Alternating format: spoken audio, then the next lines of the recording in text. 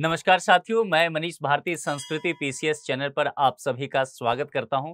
साथियों, एक नए प्रोग्राम के साथ हम लोग यहां पर मिलने वाले हैं और यह बीपीएससी को लेकर के ध्यान में रख करके बनाया गया है। बीपीएससी के जो लोग प्रीलिम्स देने वाले हैं या फिर जो लोग मेंस लिखने वाले हैं या आगे चल करके मेंस लिखेंगे या बीपीएससी का प्रारंभिक स्तर से जो अपनी तैयारी को आगे तक पहुंचाना चाहते हैं, एसडीएम और डीएसपी बन के राज्य को अपनी सेवा देना चाहते हैं, उनके लिए यह प्रोग्राम बेहद जरूरी है। अब देखिए यहाँ पर क्या करने वाले हैं कि हम लोग एक पूरे सीरीज लाने वाले हैं।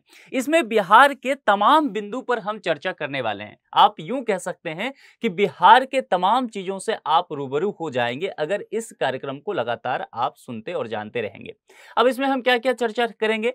देखिए, इस चर्चा के दौरान हम बिहार के इतिहास को समझने की कोशिश करेंगे और जब बिहार के इतिहास को समझेंगे तो सिर्फ हम आधुनिक काल को नहीं बल्कि पौराणिक काल से बिहार को देखने का कोशिश करेंगे। इसके अलावा हम बिहार की अर्थव्यवस्था को समझेंगे, हम बिहार के कला और संस्कृति को भी जानने का प्रयत्न करेंगे, बिहार की भौगोलिक अवस्थिति कैसी है और बिहार की जलवायु कैसी है, इन सब चीजों पर हम बात करेंगे। बिहार की राज्य व्यवस्था, प्रशासनिक दृष्टिकोण से बिहार का क्या स्थिति है, इसको भी हम समझने की कोशिश करेंगे। चूंकि बिहार नेपाल के साथ अंतर्राष्ट्रीय सीमा भी साझा करता है, इसीलिए बिहार से जुड़े हुए जो अंतर्राष्ट्रीय मुद्दे हो सकते हैं उस पर भी हम चर्चा करेंगे।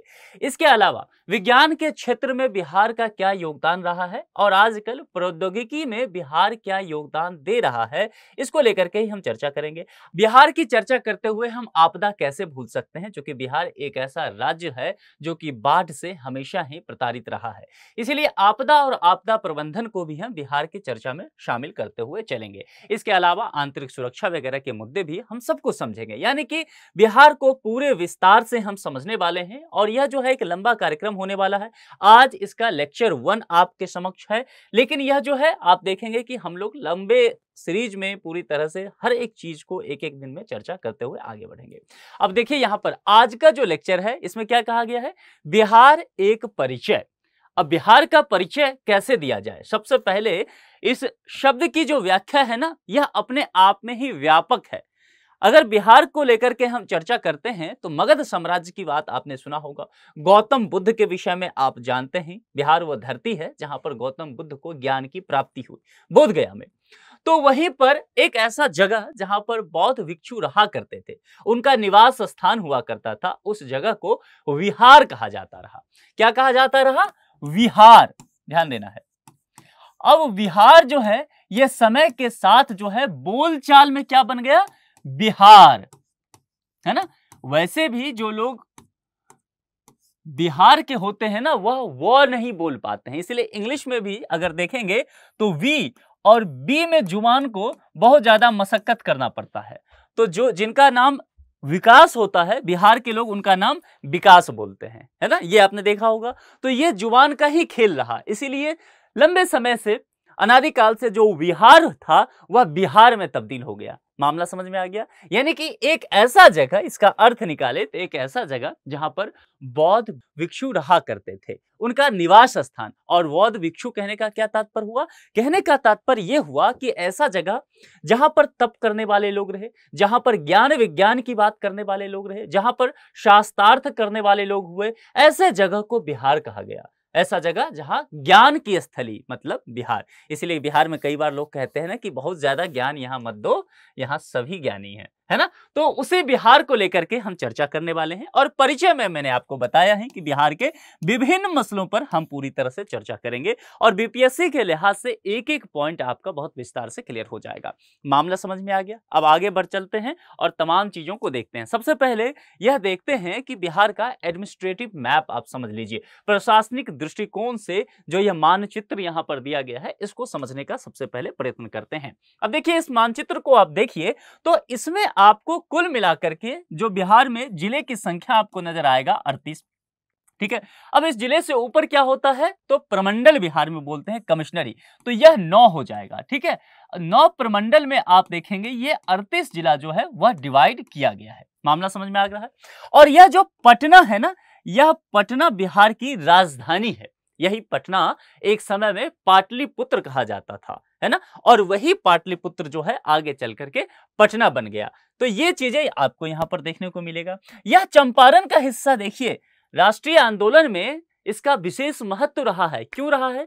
क्योंकि महात्मा गांधी की कर्मस्थली यही बिहार रही है और वह यही चंपारण का हिस्सा रहा है। यह हिस्सा जो है आगे चल के यहाँ नेपाल से टच करता हुआ नजर आ रहा है। ये कैमूर आपको यहाँ पर दिख रहा है ना, तो इस कैमूर को अगर आप देखेंगे तो यहाँ से फिर जो है यह सीमा उत्तर प्रदेश का शुरू हो जाता है। यह ज्ञान की धरती और जो है यहाँ पर मोक्ष की धरती गया को कहा जाता है। यहाँ से फिर झारखंड शुरू होता है और किशनगंज, बारिश हो रही हो तो किशनगंज को कौन भूल सकता है, क्योंकि बिहार का सबसे ज्यादा वर्षा वाला जगह यही है। यहां से फिर पश्चिम बंगाल शुरुआत हो जाती है। कुल मामला समझ में आ गया। और यहां से कमोबेश मैं आगे बताऊंगा, लेकिन एक रफ आइडिया देता हूं। यहां से कुल मिलाकर के गंगा नदी बहती है जो बिहार को दो हिस्सों में विभक्त कर देती है। भौगोलिक दृष्टिकोण से देखें तो गंगा एक निर्णायक भूमिका में आती है। गंगा ने अपने जल से बिहार को सींचा है और एक तरफ जहां दक्षिण बिहार हो जाता है वहीं दूसरी तरफ उत्तर बिहार होता है। उत्तर बिहार यानी कि मिथिला का हिस्सा और दक्षिण बिहार में इस एरिया में भोजपुरी बोलने वाले लोग होते हैं। और ये जो 7 डिस्ट्रिक्ट पटना के साथ यहाँ पर दिख रहा है आपको, गया और नालंदा, ये एरिया जो है वह मगध बोलने वाले लोग होते हैं। तो बिहार जो है अपने आप में बेहद विस्तार लिए हुए है। इसकी जो अपनी एक पौराणिक महिमा भी है, भौगोलिक दृष्टिकोण से भी महत्वपूर्ण जगह है। मिथिला में ही अगर आप देखेंगे तो यह कोर हिस्सा जो है मिथिला वाला हो गया। यहाँ पर ये मुंगेर, बांका, जमुई वाला हिस्सा, ये हिस्सा इसे सीमांचल कहा जाता है। इस हिस्सा में कुछ भोजपुरी भाषी भी लोग रहते हैं। यह पूरा एरिया जो है नेपाल के साथ अंतर्राष्ट्रीय सीमा भी साझा करता हुआ रहता है। ये सारे विस्तार जो है इसे मैं आगे विस्तार से और भी हम चर्चा करने वाले हैं। अब यहाँ पर बिहार की सबसे पहले भौगोलिक अवस्थिति समझने का प्रयत्न करते हैं। किसी भी जगह का भौगोलिक अवस्थिति तो होगा। आप जहां से जिस जगह पर बैठ करके मेरा ये लेक्चर सुन रहे हैं ना, उसका भी अपना एक भौगोलिक अवस्थिति होगा। ठीक है, आपके घर का भी एक भौगोलिक अवस्थिति होगा। इसी तरह से बिहार का भी अपना एक भौगोलिक अवस्थिति है। अब यहाँ पर देखिए, आपने ग्लोब देखा है, तो ग्लोब पर अगर आप नजर दौड़ाएंगे तो उसमें कुछ लाइन आपको पूरे ग्लोब में ऊपर से नीचे तक और ऐसे आपको देखने को मिल जाएगा। आपने ग्लोब देखा ही होगा। ये हम लाइन क्यों डालते हैं ग्लोब पर? दरअसल हम अध्ययन करना चाहते हैं, हम चीजों को समझना चाहते हैं। इसीलिए हमने क्या किया, बहुत सारी लकीरें खींच दी है। तो उस लकीरें को हमने क्या किया, कहा अक्षांशीय विस्तार कह दिया और हमने फिर देशांतरीय विस्तार कह दिया है। यहां आपको अभी बहुत टेक्निकली में नहीं जाना है, उन चीजों को अभी छोड़ दीजिए, मैं आपको समझा रहा हूं, चीजें आपको समझ में आ जाएगा। आपको करना क्या है, अगर इस चीजों के विषय में थोड़ा सा विस्तार से समझना है तो आपको ज्योग्राफी में क्लास 6 का एनसीईआरटी पढ़ना होगा। उसके शुरुआत का एक तो चैप्टर आप पढ़ लेंगे, आप अक्षांश और देशांतर के विषय में सही से समझ भी जाएंगे। यहां जो चीजें हैं, आप जो ये डेटा दिया हुआ है ना, आप यहां पर भूल जाइए इस डेटा को। यहां पर बिहार का मैप दिख रहा है, ठीक है। अब बिहार के मैप पर मैं कुछ चीजें आपको दिखाने वाला हूं, आपको ये डेटा अपने आप ही समझ में आ जाएगा। अच्छा, यहां पर इस डेटा में देखिए कि चीजें कुछ दिया गया है। 24 के ऊपर में एक बिंदु दिया गया है, शून्य जैसा 0, 20 पे एक लकीर, 10 पे 2 लकीर। ये क्या होता है? दरअसल इसको जो ये आप यहां पर देख रहे हैं ना, आप ये जानते भी होंगे, इसको डिग्री कहा जाता है। ये मामला समझ में आ गया। और ये जो एक लकीर का मुद्दा होता है, इसको मिनट बोलते हैं हम लोग, ठीक है। और 2 लकीर जो होता है, इसको हम लोग सेकंड बोलते हैं। मामला समझ में आ गया? Degree, minute, second. तो कैसे पढ़ा जाएगा इसको? 24, 20, 10 नहीं पढ़ा जाएगा, बल्कि इसको ऐसे पढ़ा जाएगा कि 24 डिग्री, 20 मिनट, 10 सेकंड उत्तरी अक्षांश से लेकर के यहां तक 27 डिग्री, 31 मिनट, 15 सेकंड उत्तरी अक्षांश तक। समझ में आया कि विस्तार कैसे है? चलिए, ये मैंने पढ़ने का तरीका बता दिया। ठीक ऐसा ही देशांतरीय विस्तार पर भी आपको लेकर के चलना है, लेकिन भूल जाइए, इसको आप समझ लीजिए कि ये चीजें दिया ही नहीं गया है, क्योंकि अगर इसको देखेंगे तो यहां नहीं समझ पाएंगे। चलिए, अब इस मैप को मैं समझाता हूं, यहां से चीजें आपको समझ में आ जाएगा। अब यहां पर सबसे पहले ये हिस्सा देखिए, मैंने क्या बोला था, ये चंपारण वाला हिस्सा है, ठीक है। यहां से नेपाल आगे शुरू होता है, इस पर एक लकीर हम लगा दिए। यहां हम, ये उत्तर हो गया, ठीक है। यहीं पर आपने ये मैप, तो ऐसे मैप पढ़ते होंगे आप, लगाते हैं ना, नॉर्थ, साउथ, ईस्ट, वेस्ट, ठीक है। इसको आधार बना करके इसको समझिए। तो ये हो गया, यहां पर मैं लिख देता हूं नॉर्थ, ताकि हम देखेंगे कि विस्तार कितना है उत्तर से दक्षिण तक। यहां पर जो ये नजर आ रहा है आपको, ये गया वाला हिस्सा, ये भी साउथ हो गया। और ये वाला हिस्सा जो यहां पर है, ये हो गया वेस्ट। ये कैमूर यहां पर पड़ता है। और ये वाला जो हिस्सा हो गया ये किशनगंज वाला पड़ गया और यहां पर हम ईस्ट लगा दिए। ये मामला समझ में आ गया। अब जरा विस्तार को देखने की कोशिश करते हैं। देखिए यहां पर अगर आप देखेंगे अक्षांशीय विस्तार को लेकर के, सबसे पहले हम अक्षांश समझते हैं। अक्षांश ये हो गया, तो अक्षांशीय विस्तार को देखेंगे तो बिहार की जो अवस्थिति है वह पूरी तरह से उत्तरी अक्षांश में है। इसलिए देखिए यहां पर ये भी देखिए लगा हुआ है उत्तरी अक्षांश और यह भी क्या है उत्तरी अक्षांश। ठीक है, तो बिहार पूरी तरह से उत्तरी अक्षांश में अवस्थित है। अब कहां से कहां तक है इसको समझने की कोशिश करते हैं। यहां देखेंगे तो 24 डिग्री 20 मिनट 10 सेकंड उत्तरी अक्षांश से लेकर के यहां से फिर ये लेकर के, दूसरे कलर से दिखा रहा हूं सही समझ लीजिए, यहां से इसका ये विस्तार लेकर के ये यहां तक पहुंचता है चंपारण तक और ये यहां पर कितना पर पहुंच जाएगा तो ये 27 डिग्री 31 मिनट और 15 सेकंड उत्तरी अक्षांश तक ये विस्तार लिए हुए है। ये मामला समझ में आ गया अक्षांशीय विस्तार आपको। अब चलिए देशांतरीय विस्तार को जरा समझने की कोशिश करते हैं कि यह क्या कर रहा है। अगर यहां पर देखेंगे तो यह पूरी तरह से बिहार जो है वह आपको पूर्वी देशांतर में नजर आएगा। पूर्वी देशांतर के कहने का तात्पर्य है कि यहां से अगर आपको कैमूर वाला हिस्सा से लीजिए और किशनगंज वाले हिस्से तक जो लास्ट का एकदम एक्सट्रीम छोर जो होता है ना उसको हम लेकर के चलते हैं। तो यहां से चलते हैं तो ये देखिए आपको 83 यहां पर आपको डिग्री दिख रहा है और 19 मिनट दिख रहा है और यहां पर आपको 15 सेकंड यहां पर देखने को मिल जाएगा। ठीक है, यहां से अगर आप आगे बढ़ेंगे और कैमूर वाले हिस्से से लेंगे ये पूर्वी देशांतर तक पहुंचेंगे तो 88 डिग्री 17 मिनट 40 सेकंड पूर्वी देशांतर तक हम पहुंच जाएंगे। यानी कि देशांतरीय विस्तार जो बिहार का है वह ये हो गया। कुल मिलाकर के आप जो है यहां पर बिहार का इस मैप के जरिए हमने अक्षांशीय विस्तार और देशांतरीय विस्तार समझ लिया है। मैं फिर से बता देता हूं अक्षांश और देशांतर को समझने में इसके बेसिक में जरा सा भी दिक्कत हो तो आप क्लास 6 का एनसीईआरटी वगैरह पढ़ सकते हैं, उससे थोड़ी सी समझ आपकी बेहतर हो जाएगी क्योंकि अक्षांश और देशांतर की जानकारी होना हमारे लिए बेहद जरूरी हो जाता है। ठीक है, ग्लोब अगर आपके पास हो घर में, जब भी ज्योग्राफी पढ़ें तो ग्लोब जरूर रख के पढ़ें। तो ग्लोब पर जो ये चीजें हैं मैंने समझाया है, तो ग्लोब पे क्या करना है इंडिया वाले पोर्शन पर देखना है और बिहार का जो अवस्थिति होगा उस पर भी जाकर के आपको देखना है कि वह कहां से कहां पड़ता है ताकि आपको समझ में आ जाएगा उसका अक्षांशीय और देशांतरीय विस्तार। तो इतना समझ में आ गया। अब हम आगे चलते हैं। अब वर्तमान बिहार की स्थिति समझ लेते हैं। देखिए वर्तमान बिहार की जो अवस्थिति है इसके लिए हमें भूतकाल में चलना पड़ेगा। आज हम जहां पहुंचे हैं तो पीछे की क्या कहानी है इसको समझना पड़ेगा। आज जो आपको बिहार दिख रहा है ना, आज आपको जो झारखंड दिख रहा है, आज का जो आपको ओडिशा दिख रहा है, आज का जो आपको पश्चिम बंगाल दिख रहा है, आज का आपको जो बांग्लादेश दिख रहा है, ये सब एक समय एक ही बंगाल हुआ करता था। आप कहेंगे ये क्या बता रहे हैं सर? जी बिल्कुल सही जानकारी है। ये सब मिलकर के बंगाल हुआ करता था और ये कब हुआ करता था? ब्रिटिश एरा में, जब अंग्रेजों का यहां पर शासन था। उस वक्त प्रशासनिक दृष्टिकोण से बिहार के सारे लोग बंगाली हुआ करते थे, उड़ीसा के लोग भी बंगाली हुआ करते थे, क्योंकि प्रशासनिक दृष्टिकोण से यही चीजें था। अब यहां पर एक बात समझिए कि यहां पर अंग्रेजों को लगा कि भाई बंगाल को तोड़ना बेहद जरूरी है। क्यों ऐसा लगा? थोड़ा सा मैं मॉडर्न हिस्ट्री में लेके चलता हूं ताकि आप समझ पाएं कि आज तक बिहार जहां पर हम बात कर रहे हैं वो बिहार पहुंचा कैसे है। देखिए हुआ क्या कि बंगाल एक ऐसा जगह रहा जहां पर अगर आप देखेंगे तो बौद्धिक संपदा कूट कूट करके भरा रहा। बंगाल कहने का तात्पर्य ये सारा बिहार, उड़ीसा, झारखंड, बांग्लादेश, ये पूरा हिस्सा मैं बोल रहा हूं। आप एकदम चले जाइए 1905 से लेकर के 1907, 1910, 12 ये वाले समय में आप घूमना शुरू कर दीजिए। ठीक है, अब देखिए वहां पर क्या होता है कि स्वतंत्रता आंदोलन में बंगाली लोगों का बेहद योगदान होता है। अंग्रेजों के सर में दर्द कर दिया था बंगाली लोगों ने। क्यों? क्योंकि बंगाली बेहद बुद्धिजीवी हुआ करते थे, पत्र पत्रिका भी यही प्रकाशित करते थे और लोगों को समझाते थे, लोगों को बताते थे कि अंग्रेज किस तरह से आपको गुलाम बना करके रखा है, जागरूक करने का काम करते थे। इसके अलावा बंगाल से बहुत क्रांतिकारी भी हुए। आप देखेंगे रविन्द्रनाथ टैगोर कहां से हुए? बंगाल से हुए। इसके बाद अगर सुभाष चंद्र बोस देखेंगे वो कहां से हुए? बंगाल से हुए। बहुत सारे ऐसे लोग जो बंगाल से आते गए। तो कहने का तात्पर्य यह हो गया कि अंग्रेजों को लगा कि बंगाल को तोड़ना बेहद जरूरी है, नहीं तो बंगाल एक ऐसा जगह है जो हमारे सत्ता को हिला सकता है, जो ब्रिटिश सत्ता को, महारानी के सत्ता को हिला सकता है। मामला समझ में आ रहा है? तो बंगाल को तोड़ने की कोशिश की गई। पहले अगर आपको ध्यान होगा तो भारत की राजधानी दिल्ली नहीं हुआ करता था, कहां होता था? कलकत्ता। वो कहां था? बंगाल में। तो ये एक वजह था। और दूसरी बात, बंगाल जो एक है वहां बंदरगाह है, चूंकि समुद्री सीमा है, बंगाल की खाड़ी भी वहां लगता है। इस वजह से जो भी जगह समुद्री सीमा को साझा करेगा, बंदरगाह होगा, वहां व्यापार के रास्ते खुलेंगे, वह जगह आर्थिक रूप से भी समृद्ध हो जाएगा। मामला समझ में आ रहा है?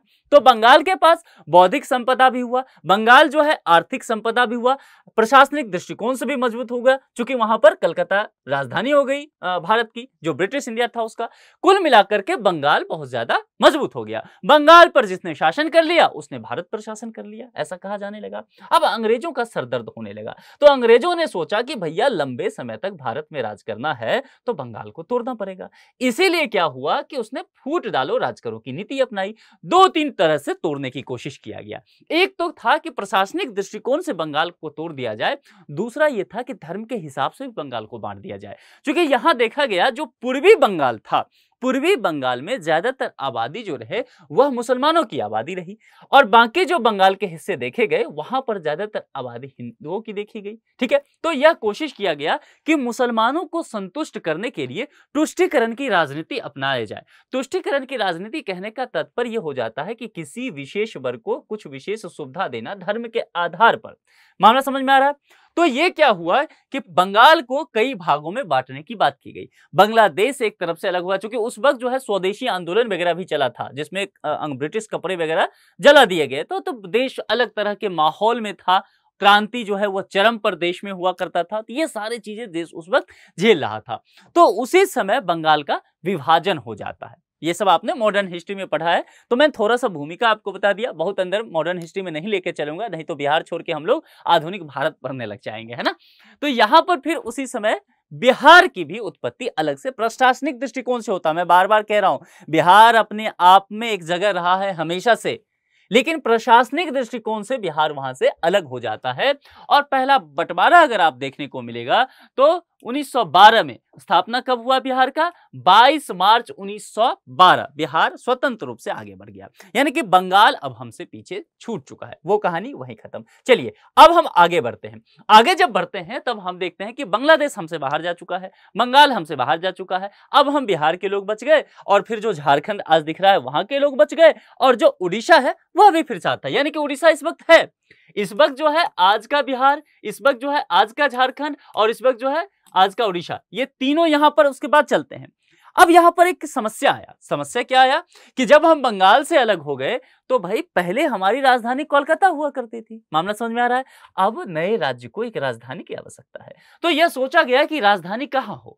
तो आज जो आपको पाटलिपुत्र राजधानी दिखता है, यानी कि उस समय का पाटलिपुत्र और आज का पटना, तो वह पटना राजधानी यूं ही नहीं बन गया, इसके पीछे बहुत कहानी था। क्योंकि मैंने कहा कि उस समय से उड़ीसा हमारे साथ था, तो यहां पर बात किया गया, उड़ीसा के दो जगह पर विचार किया गया। विशेष रूप से कटक को चर्चा में लिया गया, कलिंगा भी लेकिन चर्चा में रहा कि इस दो जगह में से कहीं भी बिहार की राजधानी बना दी जाए। बिहार उस वक्त अलग राज्य अब हो चुका था, समझ में आ रहा है? उड़ीसा हमारे अंदर था, बिहार के अंदर था, तो कहा गया बिहार की राजधानी जो है कटक बना दिया जाए या कलिंग हो जाए। क्योंकि अब यहां पर अगर कटक और कलिंग बिहार की राजधानी हो जाता तो प्रशासनिक दृष्टिकोण से बहुत दुश्वारियां हो जाती। क्यों यहां पर मैं ऐसा कह रहा हूं? क्योंकि अगर मैप आप देखेंगे तो यहां पर ये चीजें आपको देखने को मिलेगा। अब ये जो है बंगाल अलग हो चुका है, बांग्लादेश अलग हो चुका है, बिहार और झारखंड यहां पर आपको दिख रहा है, और यहां पर उड़ीसा आपको दिख रहा है, ये तीनों था। तो राजधानी जो इसका होता वह इस एरिया में पड़ जाता, तो यहां के लोगों को कितनी समस्या होती। फिर यही चीजें सोचा गया कि नहीं, यहां पर काम करना पड़ेगा। और फिर काम किसके द्वारा किया गया? क्योंकि राजधानी नया बनाने में आर्थिक दृष्टिकोण से उस पक्ष को बहुत मजबूत होना चाहिए था। अब बंगाल आपसे कट चुका है, जो आर्थिक दृष्टिकोण से आर्थिक गतिविधि जितना चलता था वो कोलकाता में चलता था, बंदरगाह वही था, वो सब अब बिहार से कट चुका है। बिहार आर्थिक विपन्नता की ओर जा रहा है। मामला समझ में आ रहा है? वहीं एक व्यक्ति हुआ करते थे और एक महाराज कह सकते हैं, उनके पास जो है अगाध संपदा हुआ करता था। उस वक्त उस जमाने में बहुत बड़ी जमींदारी हुआ करती थी। वह कौन थे? दरभंगा महाराज। ये वाला जो हिस्सा आपको दिख रहा है, ये दरभंगा महाराज ने यह बीड़ा अपने सिर पर उठाया और कहा कि ठीक है, हम कोशिश करेंगे कि राजधानी जो है वह सेंटर पे पड़े, राजधानी एक ऐसी जगह पर पड़े जहां मध्य में हो और कुछ ना कुछ ऐतिहासिक महत्व भी हो। जगह ढूंढा गया, पाटलिपुत्र वह जगह आया। क्योंकि पाटलिपुत्र मगध साम्राज्य को ध्यान में लाइए तो एक पुराना इसका नाता रहा है राजधानी बनने का लंबे समय तक। पाटलिपुत्र से संपूर्ण भारत और भारत से बाहर अफगानिस्तान तक शासन होता रहा। इसीलिए तय किया गया कि पाटलिपुत्र ही बिहार की नई राजधानी बनेगी और उसका नाम आगे चल के पटना हुआ। लेकिन समस्या यह कि पटना अब राजधानी बनाना है तो इतना पैसा आए कहां से? जैसे कि अभी आप देख रहे होंगे कि तेलंगाना और आंध्र प्रदेश 2014 में बंटवारा हो गया, तो तेलंगाना के पास चला गया हैदराबाद। आंध्र प्रदेश की जो सारी आर्थिक गतिविधि है वह हैदराबाद के पास हुआ करता था और हैदराबाद जब कट करके चला गया, आंध्र प्रदेश के पास अब कुछ नहीं बच गया। इसलिए आंध्र प्रदेश लगातार ये डिमांड कर रही है सरकार से कि आप हमें जो है विशेष राज्य का दर्जा दे दीजिए या फिर विशेष पैकेज दीजिए। इसीलिए केंद्रीय बजट 2024-25 में जब निर्मला सीतारमन, अभी बजट सत्र चल ही रहा है, बजट भाषण दिया, उन्होंने 15,000 करोड़ रुपया आंध्र प्रदेश को दिया और आंध्र प्रदेश में नई राजधानी अब बनेगी अमरावती। मामला समझ में आ गया? ठीक ऐसा ही जोड़ के देखिए, उस समय जब ब्रिटिश एरा हुआ करता था, बिहार को भी नई राजधानी की जरूरत था। नई राजधानी में बहुत पैसा लगता। किससे पैसा मांगते? अंग्रेज देता आपको पैसा कि भैया नई राजधानी बना देते हैं, चलो गुलाम लोगों के लिए। उसको इतनी नहीं पड़ी थी, यानी कि एक राजधानी चाहिए था। राजा महाराजा उस समय प्रभुत्व में हुआ करते थे और दरभंगा महाराज का बहुत वर्चस्व हुआ करता था, बड़ी जमींदारी इनका हुआ करती थी। इन्होंने यह बीड़ा उठा लिया। इन्होंने कहा कि ठीक है, आज जो जैसे पटना का सचिवालय आपको दिख रहा होगा, पटना के बहुत सारे सरकारी भवन वगैरह दिख रहे होंगे, ये बिहार सरकार की जमीन नहीं हुआ करती थी। दरभंगा महाराज ने इन सब जमीन को खरीद लिया और खरीद करके फिर बिहार सरकार को दिया कि यहां पर जो है अब आप राजधानी बना दीजिए। एनआईटी घाट गए हैं कभी? गंगा नदी पर एनआईटी घाट जो बना हुआ है पटना यूनिवर्सिटी के पीछे जो है, वहां पर जाएंगे तो वहां पर एक दरभंगा हाउस है। उसी समय ये दरभंगा हाउस भी लिया गया था, वही जमीन, और इसलिए उस सम्मान में वो रखा गया है क्योंकि दरभंगा महाराज का पटना के जो सरकारी विभाग हैं, पटना को राजधानी बनाने में योगदान इनका बहुत महत्वपूर्ण रहा। और फिर धीरे से ये हुआ कि चलो बिहार की राजधानी अब उड़ीसा नहीं शिफ्ट होगा, अब बिहार में पटना में रहेगा। ये मामला समझ में आ गया? तो विभाजन की कहानी यहां से शुरू हो जाता है, विभाजन फिर आगे बढ़ता है और ये जो है बंगाल से बिहार का विभाजन 1912 में होता है, लेकिन आगे चल करके ब्रिटिश एरा में उड़ीसा की तरफ से ही मांग होने लगा और ब्रिटिश को लगा कि यहां पर बिहार का एक बार फिर से विभाजन कर दिया जाए। इसीलिए उड़ीसा प्रांत जो है फिर से बिहार से अलग कर दिया गया। 1 अप्रैल 1936 वो तारीख मुकर्रर कर दी गई, यानी कि अब जो है उड़ीसा बिहार से अलग हो चुका है। मामला समझ में आ गया? तो अब कौन कौन बिहार के साथ बसता है? बिहार और झारखंड। अब देखिए एक बात और समझाता हूं, 3 भाषा को लेकर के देखिए। एक कौन सी? मैथिली। फिर से बताता हूं, एक कौन सी? मैथिली, एक बंगला और एक जो है उड़िया। ये 3 भाषा जो है, ये 3 भाषा अपने आप में बहुत मिलता जुलता आपको नजर आएगा। बहुत सारे ऐसे विद्वान हुए हैं मैथिली के, जिन्होंने मैथिली साहित्य में अपना योगदान तो दिया ही है, इसके अलावा उड़िया में और बंगला भाषा को भी समृद्ध करने का काम किया है। बहुत सारी बंगाली ऐसे राइटर हुए हैं, कवि हुए हैं, जिन्होंने मैथिली और बंगला के साथ साथ उड़िया में भी लिखा है। उड़िया के भी बहुत सारे ऐसे लेखक हुए हैं जिन्होंने मैथिली और बंगला में लिखा है। तीनों आपस में मिलता हुआ नजर आता है। क्योंकि इसका जो एरिया देखेंगे, उस समय मैंने कहा भी था आपसे कि आप जब इन चीजों पर गौर करेंगे, ये पूरे क्षेत्र पर, तो ये क्षेत्र मिलता जुलता जगह है, एक जैसा जगह है, पूर्वी भारत का हिस्सा है, इसीलिए यहां पर आपको मिलेगा। एक उदाहरण बस दे देता हूं, उससे आप समझ जाएंगे। आपने विद्यापति का नाम सुना है? विद्यापति जो है वह मिथिला में हुए। आपको यह जगह जो दिख रहा होगा, जैसे मैंने दरभंगा महाराज की चर्चा किया, ये सब जगह कहां पर जाता है?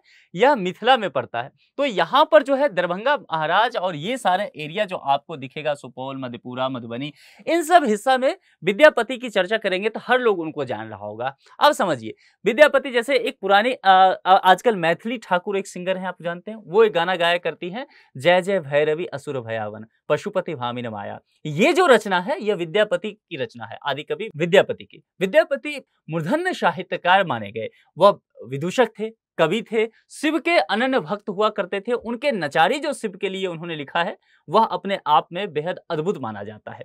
तो देखिए, तो विद्यापति एक ऐसे कवि हुए जिन्होंने मैथिली भाषा में लिखा, इसके अलावा उन्होंने बंगाली में बहुत सारी रचना की है। ऐसे ही बंगाली के बहुत सारे लोग मिल जाएंगे। कुल मिलाकर के ये मामला मेरा समझाना है कि ये सारे जगह जो हैं एक दूसरे से मिलते जुलते रहे। अब देखिए, उड़ीसा अलग हो चुका है बिहार से। बिहार के पास अब क्या बचता है? बिहार के पास अब बच जाता है कि बिहार और झारखंड, दो ऐसा जगह बनता है। यहां से फिर कहानी और शुरू होती है। अब देखिए, मामला यह होता है कि भारत आजाद हो चुका है। भारत जब आजाद हो चुका है तब भी ये दोनों जगह जो है एक साथ रह रहा है, बिहार और झारखंड का हिस्सा। ये जो हिस्सा आपको दिख रहा है, ये वाला हिस्सा, ये झारखंड का हिस्सा पड़ता है और यह पूरी तरह से इंडस्ट्री यहां पर लगाया जाता है।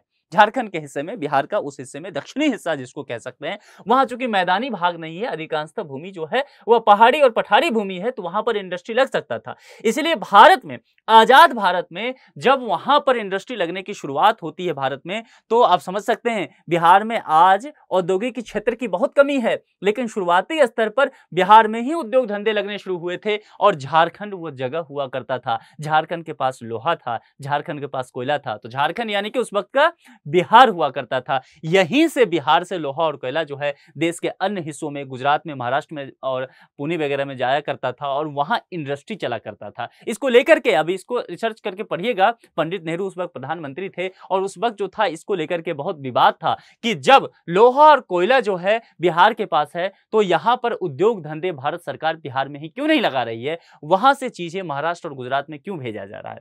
ठीक है, तो ये चीजें समय के साथ जो है इस पर बहुत बात हुआ और यह जगह जो है फिर मजदूर सप्लाई करने का जगह हो गया। चूंकि संसाधन संपन्न होने के बावजूद यहां औद्योगिक कल कारखाने नहीं लगे, तो यहां के लोगों को बाहर जाकर के ये जो है जगह जगह दूसरे जगह जाकर के काम धंधा ढूंढना पड़ा। तो पलायन की समस्या इस वजह से यहां से शुरुआत हो गया। ये मामला समझ में आ गया। अब देखिए, तो हुआ क्या, राजनीतिक रूप से ये चीजें आगे बढ़ता रहा और आप कह सकते हैं कि 2000 ईस्वी जब आता है, 15 नवंबर 2000 ईस्वी में यह डिसाइड किया गया कि यहां पर जो है छोटे राज्य बनेंगे। 3 राज्य बड़े थे और उनको तोड़ करके कहा कि भैया छोटे राज्य का निर्माण किया जाएगा। 3 बड़े राज्य भारत के कौन हुआ करते थे? एक ये मध्य प्रदेश वाला जो हिस्सा दिख रहा है, ये पूरा हिस्सा मध्य प्रदेश का, और ये छत्तीसगढ़ है। ये छत्तीसगढ़ मिला करके ये सब कहा गया कि एक राज्य हुआ करता था। कहा कि गया कि नहीं, अब छत्तीसगढ़ जो है एक अलग राज्य बन जाएगा। ठीक है, चलिए भैया, ये बात समझ में आ गया। ये बिहार झारखंड एक राज्य हुआ करता था। कहा गया कि नहीं, अब ये झारखंड जो है कट करके अलग राज्य हो जाएगा। ये जो पूरा आपको दिख रहा है, यह उत्तर प्रदेश वाला हिस्सा और उत्तराखंड वाला हिस्सा ये एक साथ हुआ करता था। कहा गया नहीं, उत्तराखंड जो है पहाड़ी राज्य है, इसको काट करके अलग कर दिया जाएगा और उत्तराखंड एक अलग राज्य बन जाएगा। तो 3 राज्यों का निर्माण यहां पर होता है, 3 राज्यों को काट करके। ये 2000 ईस्वी में, उस वक्त अटल बिहारी वाजपेयी जो है सरकार में हुआ करते थे। भारी विरोध हुआ बिहार को झारखंड से अलग करने को लेकर के। लालू प्रसाद ने कहा उस समय कि मेरे लाश पर से जो है झारखंड अलग होगा, लेकिन बाद में राजनीति अलग तरीके से चला, सभी मान गए और फिर बिहार से ना चाहते हुए भी झारखंड अलग हो गया। झारखंड अलग होने का मतलब हो गया एक बात है कि जितने भी उद्योग धंधे लगे थे वह झारखंड वाले हिस्से में अब चला गया और बिहार के पास अब बच गया पानी और कीचड़। पानी और कीचड़ क्यों कह रहा हूं? क्योंकि बाढ़ की समस्या से उत्तर बिहार वाला ये हिस्सा पूरा ग्रसित और ये हिस्सा उद्योग वाला हिस्सा था। अब एक बात समझिए, इस हिस्से के पास जो है वह मैदानी भाग पूरा बच गया। गंगा नदी यहां से प्रभावित हो रही है, तो ये चीजें जो है अब मानसून आधारित पूरी व्यवस्था हो गया भाई। वहां पर अब तो कृषि ही बच गया और ये हिस्सा जो है उद्योग का बचा। लेकिन यहां पर जो है राजनीतिक अस्थिरता रही झारखंड में, हमेशा से अभी तक चला आ रहा है और इस वजह से झारखंड का भी विकास नहीं हो सका। तो जो एक कोशिश किया गया था, जो एक परिकल्पना रखा गया था कि छोटा राज्य होने से विकास तेजी से होगा, वह झारखंड के संदर्भ में नजर नहीं आता हुआ दिखा और बिहार को भी इसका आर्थिक रूप से बेहद नुकसान झेलने को मिला। कुल मिलाकर के जो है बिहार एक बार फिर से बटा और बिहार राज्य पुनर्गठन फिर होता है 15 नवंबर 2000 ईस्वी को और बिहार का फिर से एक बार विभाजन होकर के झारखंड राज्य का निर्माण हो जाता है। यहां से झारखंड एक स्वतंत्र राज्य के रूप में अपना अस्तित्व बना करके आगे निकल जाता है। ये मामला समझ में आ रहा है? इतना कहानी समझ गए। अब देखिए, बिहार से ना और भी बिहार को जो है बंटवारे की और भी चर्चा अभी सुनते होंगे आप। सोशल मीडिया पे पिछले साल भी चला कि बंटवारे की बात चल रही है और वह ये हिस्सा है। यह जो पूरा हिस्सा आपको दिख रहा है बिहार का, लगभग यहाँ पर 22 से 24 डिस्ट्रिक्ट है, जो जिसको आप मिथिला कह सकते हैं। यह कहा जा रहा है कि हमें अलग कर दीजिए, चूंकि मैथिली भाषी और आर्थिक विपन्नता के भी आधार दिया जा रहा है। बीच में लोकसभा चुनाव से पहले ये चर्चा चला था, खास करके इस एरिया को लेकर के, कि ये एरिया जो है सीमांचल, जिसे मिथिला का हिस्सा ही कहा जाता है, कहा गया कि इसको यूटी बनाने की बात की जा रही है, केंद्र शासित प्रदेश बनाने की बात की जा रही है। खैर, अभी ये चीजें नहीं हुआ है, भविष्य के गर्भ में ये सब चीजें हैं, को जाने सिया राम गति, आगे क्या होगा हम और आप कोई नहीं जानते हैं। कुल मिलाकर के ये चीजें हमारे पास है। आगे बिहार जो है एक ऐसा जगह जो वाकई रहस्यमयी रहा है। पहले भी मैंने कहा कि ये ज्ञान की धरती है। बुद्ध को इस जगह ने ज्ञान दिया, महावीर को इस जगह ने जन्म दिया, राम का ससुराल ये जगह होता है, समझ सकते हैं। यहाँ पर चाणक्य रहे, तो ये एक ऐसा जगह रहा। सिख धर्म के 10वें गुरु गोविंद साहब का जन्म स्थान यहाँ पर रहा। तो बिहार अपने अतीत को लेकर के अगर देखेंगे, उसमें चाहे साहित्य हो जाए, चाहे वहाँ पर कला हो जाए, चाहे वहाँ पर राजनीतिक व्यवस्था हो जाए, अर्थशास्त्र हो जाए, इन सभी चीजों से बिहार बेहद समृद्ध भूमि रहा है। मामला इतना तक समझ में आ गया। अब आज के बिहार पे हम पहुंच जाते हैं। कहानी सुनते सुनते आज के बिहार तक हम आ चुके हैं। अब आज के बिहार पर जब हम पहुंचते हैं तो आज के बिहार की भौगोलिक स्थिति मैं आपको पहले ही बता चुका हूं, जो मैंने बताया था, अक्षांशीय विस्तार और देशांतरीय विस्तार। अब हम जरा प्रशासनिक संरचना पर चलते हैं। मैंने पहले भी कहा था, प्रशासनिक संरचना की शुरुआत हम जब करेंगे तो ऊपर लेवल से हम करेंगे। तो सबसे पहले बिहार और बिहार की राजधानी पटना, तो इतना चीजें हम समझ गए। अब यहाँ पर हम देखेंगे प्रमंडल कितना है। तो बिहार में 9 प्रमंडल है। प्रमंडल बोले तो कमिश्नरी, ठीक है। अब होता क्या है ना कि प्रशासनिक दृष्टिकोण से क्या किया जाता है कि कमिश्नरी में किसी राज्य को बांट दिया जाता है। और एक जैसे कि ये 9 कमिश्नरी है, तो 9 कमिश्नरी मान लीजिए एक कमिश्नरी है, इसके अंदर कई डिस्ट्रिक्ट दे दिया जाएगा। जैसे उदाहरण के लिए मैं बताता हूं, यह आपको दिख रहा है यह जगह, ये पूरे जगह को ऐसे देख लीजिए। सबसे पहले ये जगह है, इसमें 3 डिस्ट्रिक्ट है। कौन कौन सा है? दरभंगा है, समस्तीपुर है और मधुबनी, ये 3 डिस्ट्रिक्ट हुआ। अब ये 3 डिस्ट्रिक्ट को एक कमिश्नरी दे दिया गया, एक कमिश्नरी में ये 3 डिस्ट्रिक्ट हुआ और दरभंगा जो है इसका कमिश्नरी का मुख्यालय कर दिया गया। मामला समझ में आ गया। यहां भी एक आईएएस ऑफिसर होंगे, सीनियर आईएएस ऑफिसर होंगे। इस 3 जगह पर एक एक डीएम होगा, डिस्ट्रिक्ट मजिस्ट्रेट, जिला पदाधिकारी बिहार में बोला जाता है। तो ये तीनों जगह पर डीएम हो गए और यहां पर जो होगा एक कमिश्नर होगा, जो इस तीनों डीएम से रिपोर्ट मांगेगा। मामला समझ में आ रहा है ना। तो ये चीजें बिहार के बाकी वाले भाग में भी किया गया है। अब यहां पर अगर आप देखेंगे तो जो 9 प्रमंडल है, यहां पर देखिए 1 2 3 4 5 6 7 8 9, ये 9 आपको दिख गया, जिसमें एक पटना हो जाएगा, जिसमें एक तिरहुत हो गया, सारण हो गया, कोसी हो गया, दरभंगा हो गया, पूर्णिया हो गया, भागलपुर, मुंगेर और मगध वाला हिस्सा हो गया। तो ये 9 यहां पर प्रमंडल के नाम आपको लिखे गए हैं। किसी दूसरे लेक्चर में मैं इस पर विस्तार से आपको बताऊंगा कि इसके और क्या क्या भाग हो सकते हैं, नफा नुकसान हो सकते हैं। कुल मिलाकर के यहां जानकारी है कि प्रमंडल संख्या 9 हो गया और 9 प्रमंडल में कई जिले उसमें दिए गए। सभी जिलों को मिला देंगे तो 38 जिला आपको तकरीबन यहां पर देखने को मिल जाएगा। यह मामला हो गया। राजधानी पटना हो गया। क्षेत्रफल देखेंगे तो 94,163 वर्ग किलोमीटर हो गया।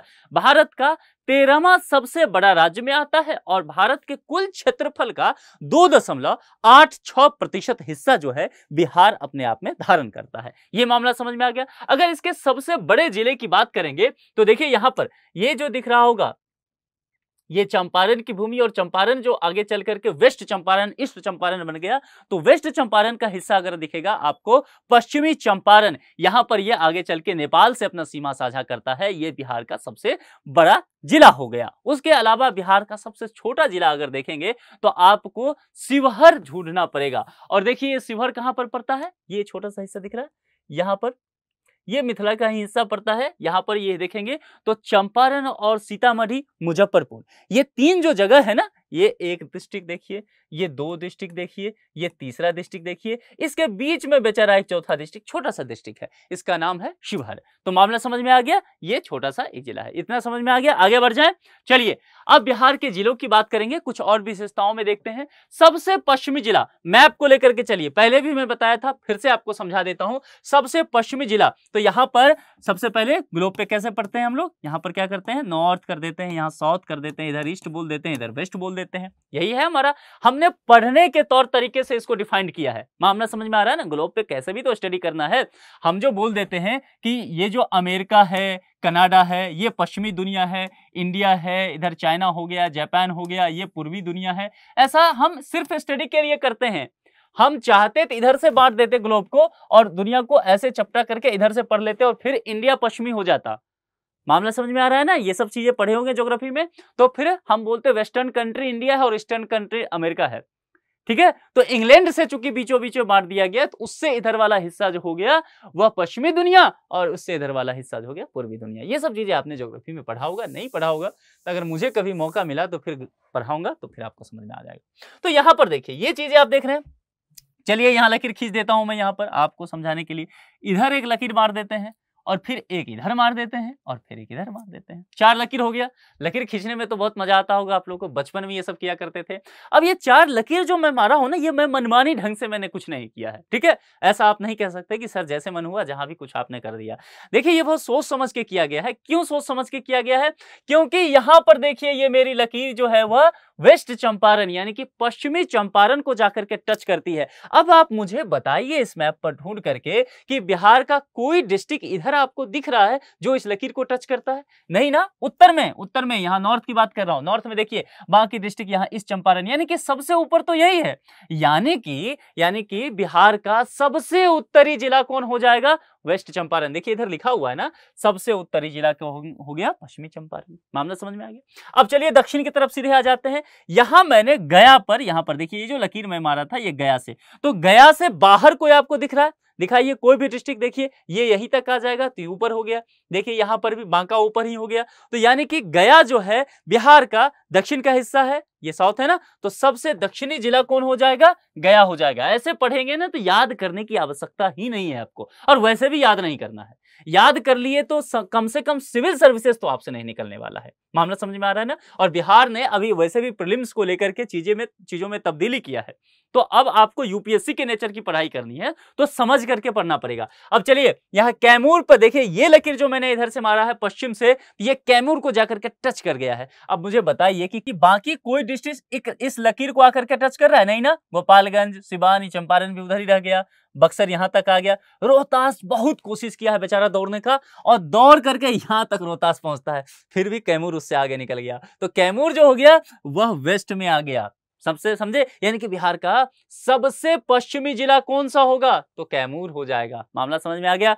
अब चलते हैं पूरब की तरफ, चलते हैं पूरब की हवा लेते हैं जरा।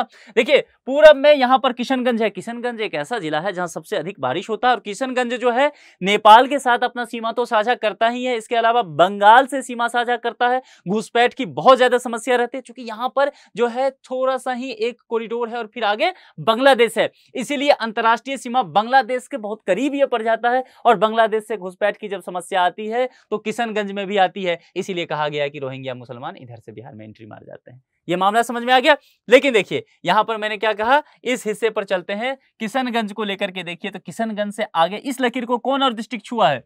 देखिए बाकी तो कोई छू नहीं सकता, भागलपुर इधर है, भागलपुर इधर ही रह गया, बांका इधर ही रह गया, पूर्णिया यहां तक जाकर के खत्म। उसके बाद कटिहार ने बहुत कोशिश किया कि किशनगंज को मैं ही पीछे कर सकता हूं, लेकिन कटिहार की सारी शक्ति, तमाम शक्ति जो है यहां तक जाके खत्म हो गया, किशनगंज यहां तक पहुंच चुका है। तो यह भी इस लकीर से पीछे रह गया। इसीलिए किशनगंज जो है अगर आप देखेंगे बिहार का सबसे पूर्वी वाला जिला है। यहां पर देखिए पूर्वी जिला कौन है? किशनगंज। मामला समझ में आ गया। बिहार का विस्तार अगर उत्तर से दक्षिण आप देखेंगे तो 345 किलोमीटर है, उत्तर से दक्षिण, यानी कि ऐसे बोले तो ये वाला विस्तार है ना, ये जो है कितना है? 345 किलोमीटर है ना। एक दिन क्या करना है कि इधर वेस्ट चंपारण से चलना है, बस ले लीजिएगा, बिहार में वेस्ट चंपारण से चल करके सीधा गया तक पहुंच जाना है। तो यहां पर अगर आप ये चलेंगे तो कितने किलोमीटर की यात्रा करेंगे? 345 किलोमीटर।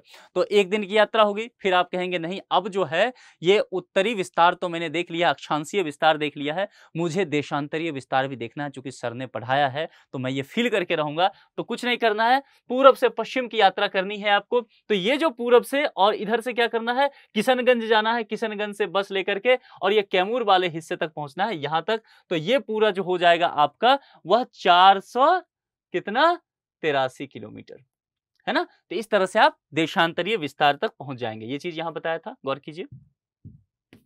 यहां पर देखिए बताया था ना ये चीजें, तो ये बातें यहीं पर की गई है कि यह अक्षांशीय विस्तार हो गया, यह जो है वह देशांतरीय विस्तार हो जाएगा। देशांतरीय विस्तार कितना हो गया, 483 किलोमीटर, वो वह जो है 300 के समथिंग आएगा। ठीक है, तो ये चीजें यहां पर आपके लिए है। चलिए यहां हम थे, यहां फिर से पहुंच गए। तो यहां पर 345 किलोमीटर हो गया उत्तर से दक्षिण बिहार, और पूरब से पश्चिम कितना हो गया, 483 किलोमीटर। इतना मामला समझ में आ गया।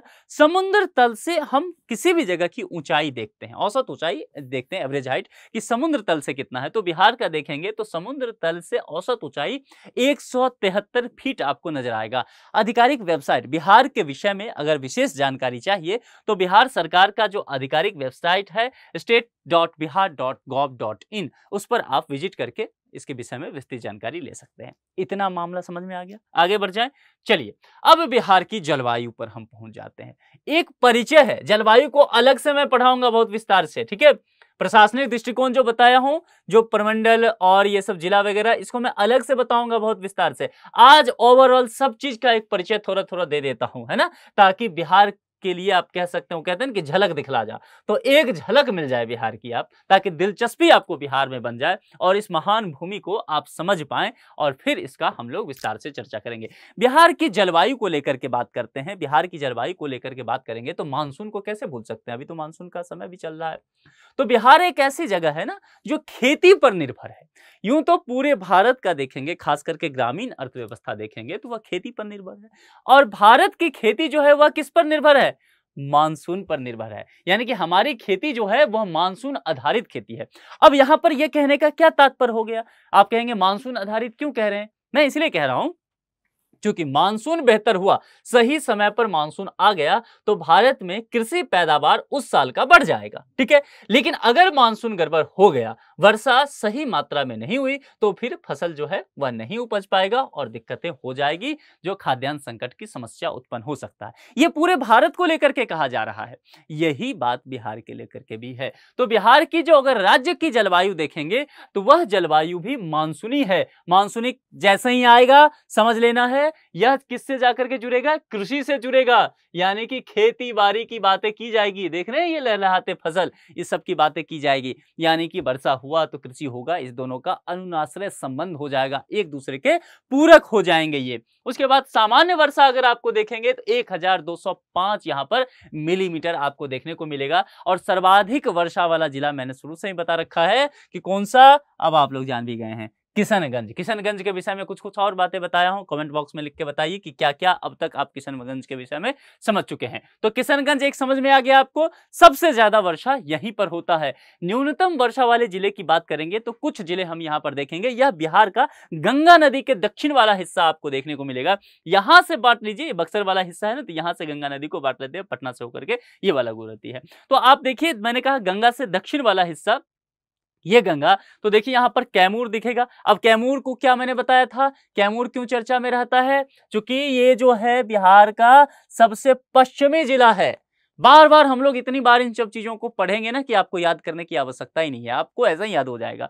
तो ये पश्चिमी जिला इसका हो गया। उसके बाद ढूंढना है हमें इस पर, रोहतास को ढूंढना है। भैया रोहतास भी इसके आसपास ही होगा, क्योंकि अगर यहाँ पर न्यूनतम वर्षा वाले जिला होंगे तो जाहिर सी बात है, ऐसा नहीं होगा कि एक डिस्ट्रिक्ट यहाँ होगा, एक डिस्ट्रिक्ट जो है अररिया हो जाएगा, एक डिस्ट्रिक्ट यहाँ होगा, एक डिस्ट्रिक्ट सीतामढ़ी होगा, नहीं, ये क्षेत्र के हिसाब से होगा, ठीक है। इसीलिए ये सारे डिस्ट्रिक्ट जो है यही कहीं ना कहीं पाए जाएंगे। तो कैमूर देखिए, रोहतास को ढूंढते हैं, कहाँ है, ये मिल गया रोहतास, देखिए कैमूर का पड़ोसी है ना। उसके बाद औरंगाबाद को ढूंढ लीजिए, जरूर इधर ही होगा, ये मिल गया औरंगाबाद, देखिए पड़ोसी है ना। और गया को ढूंढ लीजिए, ये गया। गया क्यों चर्चा में आया था बताइए, गया इसीलिए चर्चा में आया था, मैंने कहा था जो बिहार का सबसे दक्षिणी जो है जिला गया ही है। मामला समझ में आ गया। इस बजट में, केंद्रीय बजट 2024-25 में गया के लिए क्या क्या बातें कही गई है ये बताइए। गया में एक नदी है, बहुत फेमस नदी है, नदी सूखी हुई रहती है, उस नदी का नाम लिख करके मुझे आप कमेंट बॉक्स में बताइए। गया में तीर्थ स्थल भी है, वह भी लिख करके बताइए। और गया में भगवान बुद्ध से संबंधित एक तीर्थ स्थल है, बजट में उसको लेकर के चर्चा किया भी गया है। वो सारी बातें, जानकारी जो जो आप लोग जानते हैं गया के विषय में लिख करके बताइए। मैं इतना मेहनत कर रहा हूँ, थोड़ा सा आप भी कीजिए, तो कमेंट बॉक्स में लिख करके बताइए। कुछ और जानना हो तो बताइए। अब देखिए यहां पर एक चीज समझिए, इस चीज को सही से समझ लेना है, दोबारा आपको पढ़ने की जरूरत नहीं पड़ेगा। कम वर्षा वाले जिला, तो कम वर्षा वाले जिला देखिए एक जिला है या पूरा क्षेत्र है, गौर से समझना है। ये पूरा क्षेत्र हो गया ना, ये पूरा क्षेत्र एक ऐसा क्षेत्र है जहां पर आपको न्यूनतम वर्षा होता है। समझ में आ गया? अच्छा बताइए, यहाँ पर न्यूनतम वर्षा होगा तो यहाँ पर फसल में विविधता पाई जाएगी इस एरिया के मुकाबले। यहाँ पे वर्षा ज्यादा हो रहा है, ठीक है, और यहाँ पे वर्षा कम हो रहा है, तो फिर यहाँ के अलग फसल होंगे। यहाँ चावल का पैदावार ज्यादा होगा, इस एरिया के मुकाबले कम होगा। क्यों? क्योंकि धान की खेती जो है उसमें पानी चाहिए, है ना, सिंचाई बहुत चाहिए। जहां जल होगा तो धान की फसल कहाँ लगेगा? इस एरिया में ज्यादा लगेगा। ये मिथिला वाला जो हिस्सा है, चूंकि नेपाल जो है इधर से पानी देता है, और ये सभी हिमालय, तो हिमालय से आने वाली नदियां जो है, गंडक हो गया, बूढ़ी गंडक हो गया, ये सब जो है इधर से कोसी हो गया, ये सब यहाँ पानी भरे रहता है। यहाँ तक कोसी की नदी की जल नहीं के बराबर पहुंचता है। तो कुल मिला के मामला समझ में आ गया। ये 4 डिस्ट्रिक्ट बता देंगे, ये चीजें क्लियर हो जाएगा। एरिया याद करना है, एरिया दिमाग में रखना है। फिर पड़ोसी यहां से, और 2 तो हो गया कैमूर, एक गया हो गया, ये इत्यादि हो गया। ये पश्चिम का सबसे, ये दक्षिण का 2, और इसके बीच का 2 पकड़ गया, यानी कि 2 भाई और 2 भाई को और बीच में पकड़ के रख लिया, तो ये 4 हो गया। ये मामला समझ में आ गया। अब चलिए, सबसे गर्म स्थान वाला जिला गया। आप कहेंगे सर याद करना पड़ेगा सबसे गर्म स्थान वाला जिला। अरे भैया क्यों याद करने की आवश्यकता है? मैंने क्या कहा? अब सोचिए, किशनगंज सबसे गर्म स्थान वाला जिला हो सकता है? नहीं होगा। क्यों नहीं होगा? सबसे ज्यादा वर्षा पड़ता है। वर्षा ऋतु जब होती है, जब झमाझम बारिश होता है, तो गर्मी से राहत आपको मिलता है ना, फिर गर्मी तो नहीं रहता है। ऐसा ही सोच लीजिए। और यह जगह मैंने कहा कि यहाँ पर न्यूनतम वर्षा वाले जिला ये सब हैं, यहाँ पर कम वर्षा होता है, तो जाहिर सी बात है गर्मी यहाँ ज्यादा होगा ना। और फल्गु नदी एक यहाँ है, लेकिन फल्गु नदी सूखी हुई है, तो जाहिर सी बात है, सोचिए नदी भी है वो भी सूखी हुई है, ऐसे भी याद कर सकते हैं। तो सबसे ज्यादा गर्मी कहाँ पड़ेगा? गया में। उसके बाद सबसे ठंडा स्थान वाला जिला कौन सा होगा? वही। सब खेल ही मानसून का है, समझना है, चीजों को याद करने की तो आवश्यकता है ही नहीं। जाहिर सी बात है वर्षा सबसे ज्यादा यहाँ होगा, तो वर्षा सबसे ज्यादा होगा, ठंडी भी तो यहीं सबसे ज्यादा होगा ना। तो इसीलिए बिहार का सबसे ठंडा रहने वाला जिला कौन सा होगा? किशनगंज। सबसे गर्म रहने वाला जिला कौन होगा? जहां पर वर्षा सबसे कम, वो कौन हो जाएगा? गया। ये सब मामला समझ में आ गया। पूरा खेल किसका है? मानसून भाई साहब का है, यही जिम्मेदार है इन सबके। मामला समझ में आ गया। तो इन सबको याद नहीं करना है, इस तरह से समझ लेना है। इतना मामला समझ में आ गया जलवायु को लेकर के। मैं विस्तार से जलवायु के विषय में बताऊंगा, मैं बार बार कह रहा हूं, पूरा लेक्चर जलवायु पे लूंगा, और वो लेक्चर बहुत जबरदस्त, बहुत दिलचस्प होने वाला है, आपको बहुत अच्छे समझ में आएगा। अब चलिए बिहार की जनसंख्या के विषय में थोड़ा सा समझने की कोशिश करते हैं। देखिए जनसंख्या की बात करेंगे ना, तो जनसंख्या घनत्व को लेकर के बात करना पड़ेगा। और जनसंख्या घनत्व यानी कि पॉपुलेशन डेंसिटी की जब चर्चा करेंगे, तो बिहार एक ऐसा राज्य भारत में है जहां पर जनसंख्या घनत्व सबसे अधिक है। हम नंबर 1 पे हैं। किसी मामले में टॉप तो करें हम लोग, तो जनसंख्या के मामले में, घनत्व के मामले में टॉप है। मतलब पॉपुलेशन के मामले में फिलहाल हम थोड़ा पीछे हैं, कोशिश कर रहे हैं हम लोग लगातार, क्योंकि देखिए हमारे यहाँ जो 2011 के हिसाब से देखेंगे तो तकरीबन आपको जनसंख्या जो है 11 के आसपास रख सकते हैं, 11 करोड़ के आसपास या 10 समथिंग है, तो इतना तक हम लोग पहुंचे। लेकिन अब कहा जा रहा है, चूंकि अब हम 24 में है, तो कहा जा रहा है कि 15 करोड़ जो है हम लोगों ने मेहनत करके 11 करोड़ से 15 करोड़ तक हम लोग पहुंच चुके हैं। लेकिन हम यही हार मानने वाले नहीं हैं, है ना। ये नई पीढ़ी ने तो अभी अपना योगदान बिहार में दिया ही नहीं है। तो ये 15 करोड़ से जनसंख्या हम आगे बढ़ाने के लिए लगातार दिन रात मेहनत कर रहे हैं, और उम्मीद है कि जल्दी ही हम लोग आगे बढ़ जाएंगे। जैसे भारत के अगर लोग देखेंगे तो मान के चलिए वो चीन से आगे बढ़ चुके हैं, 140 करोड़ हम लोग हो चुके हैं, हम टॉप कर चुके हैं दुनिया में। ऐसे बिहार के लोग भी लगातार मेहनत करते जा रहे हैं, ठीक है, ताकि हम नंबर 1 पे आ सके। वैसे उत्तर प्रदेश जो है वह 25 करोड़ के साथ ये है, तो ये भी पीछे हटने का नाम ले ही नहीं रहा। तो दोनों में कंपटीशन बना हुआ है, भाई भाई है, नजदीक का है। जनसंख्या घनत्व अगर देखेंगे तो 1106 यहां पर प्रति वर्ग किलोमीटर आपको देखने को मिल जाएगा, 1106। जनसंख्या 2011 के हिसाब से मैंने बताया है कि 10,40,99,452 है। अभी सेंसस नहीं हुआ है। आप जानते हैं देश में हर 10 साल पर जनसंख्या जो होता है वह गिना जाता है, आबादी हम तय करते हैं। लेकिन कोरोना अब 10 साल हुआ, तो 2011 के बाद कब होगा? 2021 में होना था, लेकिन ये आप जानते हैं कोविड का समय आया और कुछ ऐसी तरह से सरकारी प्रशासनिक दृष्टिकोण से काम नहीं हो सका। इस सब वजह से जो है जनगणना नहीं हो पाया है। तो जनगणना नहीं हो पाया है, लेकिन अमित शाह जी लोकसभा में हाल ही में कहे हैं कि जल्द ही जनगणना करा लिया जाएगा। तो 2024 में होता है या 25 में होता है देखा जाएगा। तो कुल मिलाकर के मानेंगे कि इसमें आपको इजाफा देखने को मिल जाएगा। अभी एग्जाम में आ जाए तो आपके पास विकल्प है 15 करोड़ और यहां पर 11 करोड़, तो किसमें टिक मारेंगे? ध्यान रखिएगा, आप ये देख लीजिएगा कि बेस ईयर क्या पूछा जा रहा है, 2011 ही पूछा जाएगा अभी ये, ठीक है। तो 2011 पूछा जाएगा तो 2011 के हिसाब से ही टिक लगा के आना है। अगर किसी रिपोर्ट वगैरह के आधार पर जनसंख्या पूछा जाता है तो देख लीजिएगा, उस रिपोर्ट करंट अफेयर्स का वीडियो तो मैं शाम में 6 बजे डाल ही रहा हूं, उस रिपोर्ट को मैं बता दूंगा। अगर कोई रिपोर्ट है उसके आधार पर बिहार की कुछ जनसंख्या है तो उसके आधार पर फिर टिक लगाना पड़ेगा। यह मामला समझ में आ गया। भारत का तीसरा सबसे बड़ा राज्य यह है। भारत की कुल जनसंख्या का 8.60% जो है यह अपने पास रखता है। जनसंख्या घनत्व अगर देखेंगे तो यहां पहले ही बता दिया 1106। देश में मैंने पहले ही ये चीज बता दिया था कि हम इस मामले में टॉप कर रहे हैं, सीना तान के आगे बढ़ रहे हैं। सर्वाधिक जनसंख्या वाला जिला कौन सा है? पटना। क्यों पटना सर्वाधिक जिला वाला है? देखिए याद तो हो जाएगा कि राज्य की राजधानी है पटना, तो सर्वाधिक। कहने का तात्पर्य यह हो गया है कि पटना एक ऐसा जगह होगा जहां पर अगर आप देखेंगे तो लोग रोजगार की तलाश के लिए भी तो आएंगे, प्रशासनिक दृष्टिकोण से भी तो लोग यहां आएंगे, और यह राज्य के बिल्कुल सेंटर में है। देखिए सही से समझिए इसको, सेंटर में है ना। मैंने बताया था ना कि दरभंगा महाराज पटना पे जब चाह रहे थे यहाँ पर बनना इसको राजधानी, तो यह कोशिश यही था कि ये सेंटर पे राज्य के बिल्कुल केंद्र में एक ऐसा जगह मिल जाए तो लोग यहाँ से सभी एरिया से पलायन करके भी तो पहुंचेंगे, तो वो भी तो जनसंख्या बढ़ाएंगे। इस वजह से भी यहाँ पर आप ये ध्यान रखिएगा, ये इतना संख्या है। न्यूनतम जनसंख्या वाला जिला कौन सा? शेखपुरा। न्यूनतम कितना है? तो 6,36,342 है। मतलब कम है तब 6 लाख है, सोच सकते हैं। मतलब ज्यादा होता तो फिर तो देख ही नहीं रहे हैं, यहाँ तक पहुंच गए हम लोग। तो ये शेखपुरा का मामला आप यहाँ पर देखिएगा। शेखपुरा कहाँ? चलिए ढूंढते हैं हम लोग मिलकर के, मिल ही जाएगा।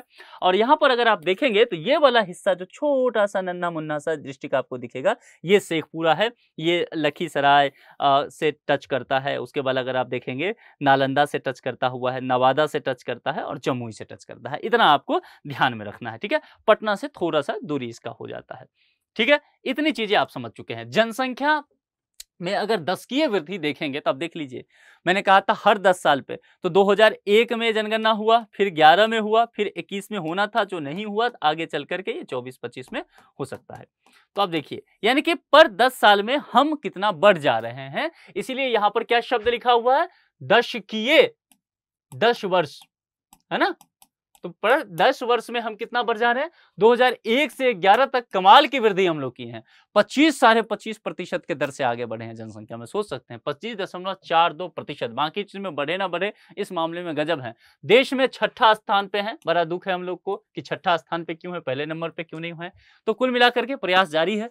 कुल पुरुष जनसंख्या देखेंगे वर्ष 2011 के हिसाब से। अब इस आंकड़ा को थोड़ा सा सेंसिटिव होकर देखना है, क्योंकि यहां से लिंगानुपात हम निकालेंगे ना, सेक्स रेशियो यहां से निकल जाएगा, यानी कि 1000 पुरुष पर कितनी महिलाएं हैं, ये देखना पड़ेगा, ठीक है। तो कुल पुरुष जनसंख्या देखेंगे तो यहां पर आपको यह देखने को मिलेगा कि यह 5,42,78,157। ये मामला समझ में आ गया कि तकरीबन देखेंगे 5.5 करोड़ आबादी जो है, इसमें से 10.5 करोड़ में वह पुरुषों की है बिहार में, तकरीबन कह रहा हूं। और कुल महिला जनसंख्या 2011 को आधार बना करके देखेंगे, यह 4,98,21,295 आपको दिखेगा। तो कुल मिलाकर के कह सकते हैं कि 5 करोड़ के आसपास है। तो 5.5 ये और 5 के आसपास लगभग ये थोड़ा बहुत अंतर, कुल मिलाकर के ये जो है जनसंख्या 10.5 के आसपास पहुंच जाता है। तो बिहार में महिलाओं की स्थिति देखेंगे लिंगानुपात के हिसाब से, फिर अगर इसका आप देखेंगे तो यह रेशियो आपको 918 आएगा, ठीक है। यानी कि 1000 अगर पुरुष हैं तो उसके मुकाबले जो है 918 महिलाएं हैं। अब आप मुझे कमेंट बॉक्स में बताइए कि ये स्थिति अच्छी है या बुरी है या बहुत बुरी है। तीनों चीजें आपके पास विकल्प है, बहुत बुरा, अच्छा या बहुत अच्छा। अच्छा, बहुत अच्छा। देखिए लिंगानुपात में जितना ये बढ़ेगा ना, महिलाओं की संख्या जितनी बढ़ेगी उतना बेहतर है। इसलिए तो कहते हैं बेटी बचाओ बेटी पढ़ाओ। तो बेटी बचाओ वाला मामला यहां पर आपको देखने को मिलेगा। समय के साथ इसमें और वृद्धि की उम्मीद हम लोग करते हैं और यह उम्मीद है, जिस तरह से जागरूकता पिछले एक दशक में बढ़ा है, उम्मीद है कि अब जब नया जनगणना होगा उसमें आपको बिहार में लिंगानुपात जो है और बेहतर स्थिति में देखने को मिल जाएगा। इतना मामला समझ में आ गया। आगे बढ़ जाएं। चलिए अब बिहार की साक्षरता को लेकर के बात करेंगे। भैया जलवायु हमने देख लिया, जलवायु जैसा रहेगा जनसंख्या उसी के आधार पर होगा। जलवायु ठंडा रहेगा जनसंख्या जबरदस्त तरीके से बढ़ेगा, घट भी सकता है। मतलब कुल मिलाकर के जलवायु पर निर्भर करता है चीजें, ये हो सकता है। अब जब जलवायु देख लिया हमने, चीजें प्रशासनिक दृष्टिकोण सबसे देख लिया, अब जो है हम पढ़ाई लिखाई पे आते हैं, साक्षरता को लेकर के देखते हैं। मानव जो संसाधन है उसका अब हम मानव पूंजी की तरफ लेकर के उसे आगे बढ़ते हैं कि वह पूंजी जो है, मानव पूंजी, वो कितना शिक्षित है, कितना कुशल है, उन सब चीजों को देखते हैं। ये सारे जो डेटा हम देख रहे हैं, जाहिर सी बात है सेंसस हमारे पास 2011 का है तो उसी को आधार बनाएंगे। साक्षरता दर जो है 2011 के आधार पर 61.80%। ये अच्छा है, बुरा है, बहुत बुरा है। और भारत के आधार पर कैसा है देखिए, हमारे लिए यह बहुत बुरा है बिहार के लिए, चूंकि इसीलिए बुरा है कि यह जो है भारत में सबसे कम है। बिहार की साक्षरता दर भारत में सभी राज्यों के मुकाबले सबसे कम है। बिहार सबसे निचले पायदान पर है। तो जाहिर सी बात है, हमें कोशिश करनी चाहिए कि हम बहुत आगे निकले। राष्ट्रीय औसत से भी बिहार बेहद कम साक्षरता दर में यहां पहुंच जाता है। लेकिन एक चीज यहां पर है, उसको देखना है, क्या है? चलिए, कहते हैं जो सिविल सर्विसेज के एस्पिरेंट होते हैं ना, उनको बिटवीन द लाइन स्टडी करने की आदत होनी चाहिए कि डेटा है, आप बिहार का बीपीएससी देंगे ना तो एक आपका डीआई भी आएगा। मेंस में तो अलग से आता है, तकरीबन 70 मार्क्स का आता है, 72 मार्क्स का। तो डीआई डेटा इंटरप्रिटेशन आता है, पढ़े हैं आपने? तो इसमें यह कहा जाता है कि कोई डेटा दिया हुआ है, उस डेटा की सही से व्याख्या करने आपको आना चाहिए। क्यों रहता है सिविल सर्विसेज में? बीपीएससी ने क्यों डाला है डीआई अपने सिलेबस में? क्योंकि इसीलिए इसको डाला गया है। प्राइम मिनिस्टर नरेंद्र मोदी का स्पीच सुने होंगे, वो लगातार कहते हैं डेटा इज न्यू फ्यूल, यानी कि आने वाले समय का जो ईंधन है वो डेटा है। सोशल मीडिया पे आप बस फोन रखिए और बात कीजिए कि यार मेरे को ना एक जूता खरीदना है, आप देखिए ढेर सारी कंपनी का आपको आना शुरू हो जाएगा। क्योंकि आपका डेटा जो है, जो आप फेसबुक पे डाल रहे हैं, इंस्टाग्राम पे डाल रहे हैं, यूट्यूब पे आप हैं, गूगल पे आपका आईडी है, जो भी है वो आपका डेटा है, आपकी पहचान और कुछ भी नहीं है, आप बस कुछ नंबर हैं। तो उस डेटा के आधार पर आपको तय कर लिया गया है और वो सारी चीजें इसीलिए कहा जाता है कि डेटा इज न्यू फ्यूल। उसके हिसाब से आपको आपकी पसंद की चीजें बताई भी जाती है। अब यहां पर समझते हैं कि ये जो है इसमें आगे कितना विस्तार हो सकता है। देखिए, नीतीश कुमार जो बिहार के अभी मुख्यमंत्री हैं, मतलब सत्ता कहीं भी गया, कभी ये महागठबंधन में आए, कभी एनडीए में आए, आते जाते रहे, कुछ भी हो गया, सरकार में सारे मिनिस्टर इधर से उधर से पलटते रहे, पर मुख्यमंत्री अपने नीतीश चाचा ही रहे। तो कुल मिलाकर के यहां पर नीतीश चाचा के कार्यकाल को थोड़ा सा समझते हैं, फिर हम समझ पाएंगे कि क्या साक्षरता दर अब नया सेंसस जो होगा उसमें बढ़ेगा या घटेगा या स्थिर होगा, और बढ़ेगा तो कितना बढ़ेगा। देखिए 2005-6 में जो है नीतीश कुमार सत्ता में पहुंच जाते हैं, ये मामला समझ में आ गया। और 2011 में जो है यहां पर सेंसस का काम शुरू होता है। तो जाहिर सी बात है कि 2011 और 2011 से थोड़े पहले 10 तक के ही काम को लिया होगा। तो यहां से इनके काम की रफ्तार शुरू होता है और 5 साल तक के अवधि को ही लगभग इसमें इस सेंसस में शामिल किया हो गया होगा 2011 में। जब नीतीश कुमार आए थे उस समय बिहार की स्थिति वाकई बहुत बदहाल हुआ करता था शैक्षणिक दृष्टिकोण से। तो और जब नीतीश कुमार आते हैं उन्होंने कई सारे परियोजनाओं को चलाया, शिक्षा के स्तर को सुधार करने की कोशिश किया गया। उस समय का बिहार अगर आपको ध्यान होगा तो सरकारी स्कूल वगैरह में शिक्षक हुआ ही नहीं करते थे, पढ़ाई होता ही नहीं था, बच्चे जाते ही नहीं थे। बहुत सारे नए स्कूल खोले गए, शिक्षकों की भर्ती हुई, बच्चों को प्रोत्साहित किया गया, बच्चियों को साइकिल दिया गया ताकि उस चीजों को लेकर के वह स्कूल आ पाए। बहुत सारे प्रलोभन वाली चीजें भी दी गई, ड्रेस भी दिया गया। कपड़े की कमी है तो मिड डे मील योजना जो भारत सरकार का था उसे इंप्लीमेंट कराया गया सही से, ताकि बच्चे वहां आए तो खाना भी मिल जाए, उन्हें कुपोषण का शिकार ना हो पाए और इसी लालच में शायद वो पढ़ने भी आ जाए। तो ये सारी चीजें, इसके अलावा छात्रवृत्ति की व्यवस्था किया गया, अलग से अनाज दिया गया, किताब नहीं है तो किताब दिया गया, तमाम तरह की व्यवस्थाएं बच्चों को दिया गया। अब जो है बच्चे जो ड्रॉप आउट थे या एडमिशन नहीं ले रहे थे वो सब तो अब स्कूल आएंगे। उस समय से लगातार देखा गया कि बिहार की शिक्षा स्थिति में सुधार बहुत तेजी से हुआ है। तो अब जो सेंसस होगा तो ये जो सेंसस है ये केवल 5 साल का था। अब जो 2011 से 24 तक बिहार में शिक्षा के स्तर पे बहुत सारे काम हुए। तो अब जो सेंसस होगा उसमें उम्मीद किया जा रहा है कि अगर पर ईयर हम 1% भी साक्षरता दर को बढ़ा लेते हैं तो 2011 से 2024 में आकर के खड़े हो गए। 13 साल का लंबा गैप है। 1% भी साक्षरता दर बढ़ाएंगे तो यह साक्षरता दर जो है वह 75% के आसपास जा सकता है। मामला समझ में आ रहा है? यानी कि यह अनुमान है कि बिहार में जब नया साक्षरता दर अभी बताया जाएगा तो ये 73 से 75% के आसपास रह सकता है, प्लस माइनस 2% रख लीजिए आप। ठीक है, यह बातें कही जा रही है तो हमें इंतजार करना, और यह होता है तो अभी का जो राष्ट्रीय आंकड़ा है उसके आसपास आकर के हम कहीं टिकेंगे। ठीक है, तो कुल मिलाकर के ये ठीक है लेकिन बहुत अच्छा नहीं है और बेहतर की गुंजाइश है। हालांकि ये जो है अनुमान मैं बता रहा हूं, जो डेटा के आधार पर जो विशेषज्ञ जिसकी चर्चा करते हैं, ढेर सारे आर्टिकल मैगजीन आप पढ़े होंगे या पढ़ते होंगे तो उसमें आपको ये सब चीजें देखने को मिल जाता होगा। उसके आधार पर मैं बता रहा हूं, संभव है इसमें कुछ कमी लग जाए या इसमें और ज्यादा वृद्धि आपको देखने को मिल सकता है। संभव है 80% के आसपास चला जाए, जो भी है समय के साथ आपको ये पता चल जाएगा। अब जो भी है 61% जो है तो इसमें पुरुष और महिला की साक्षरता दर देख लेते हैं। तो पुरुष का जो है वह 71% के आसपास है, महिला जो है वह 51% ही है।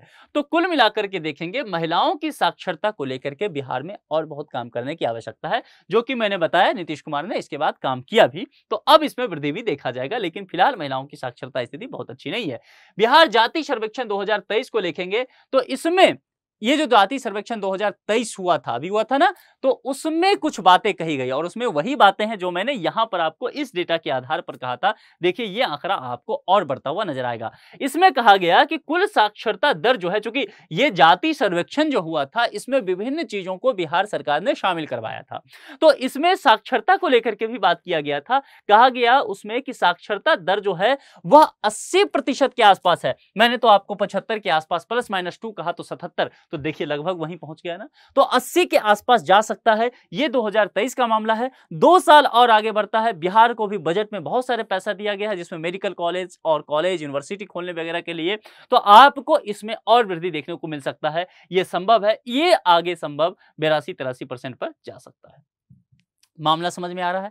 यानी कि चीजें यहां से बेहतर, पुरुष के हिसाब से बहुत अच्छी स्थिति है, 84-85% तक पहुंच गया है, और महिला जो है तकरीबन 74% के आसपास है। कम है लेकिन बुरा नहीं है, इसमें और बहुत ज्यादा सुधार की गुंजाइश बनी हुई है। तो बिहार की साक्षरता की स्थिति आप समझ गए। क्योंकि साक्षरता की स्थिति से ही समाज की स्थिति का पता चलता है। संविधान के हमारे जो कह सकते हैं शिल्पकार डॉक्टर बाबा साहब अंबेडकर, उन्होंने कहा था कि मुझे किसी भी परिवार के या किसी भी समाज में की स्थिति को जानना है कि वहां पर विकास हुआ है, किस तरह की स्थिति है, तो मैं बस एक काम करूंगा, वहां की महिलाओं का देखूंगा कि साक्षरता की स्थिति क्या है, वहां की महिलाएं कितनी पढ़ी लिखी है, हम समझ जाएंगे वह परिवार की स्थिति क्या होगा और समाज का स्थिति क्या होगा। तो इसीलिए बिहार में मैंने कहा महिलाओं को और ज्यादा बेहतर काम यहां पर सरकार को प्रोग्राम वगैरह लाने होंगे, नीति निर्माण करना होगा ताकि महिलाएं और साक्षर हो सकें। ये मामला समझ में आ गया। बिहार राज्य की प्रमुख भाषाएं और बोलियां को लेकर के अब हम चर्चा करने वाले हैं। अब देखिए, भाषा बोली की जब चर्चा करेंगे, इसको मैं विस्तार से भी अलग लेक्चर में बताऊंगा, पूरे विस्तार से हम चर्चा करेंगे।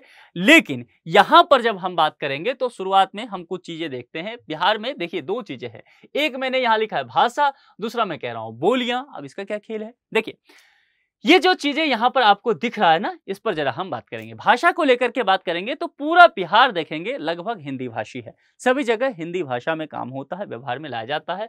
उर्दू भी आधिकारिक भाषा माना गया है, उर्दू में भी कामकाज होता है। भाषा के स्तर पर बिहार में एक और भाषा है जिसका विस्तार काफी अधिक है, पुरानी भाषा है, और यह मैथिली है, जो कि मिथिला वाले क्षेत्र में बोला जाता है।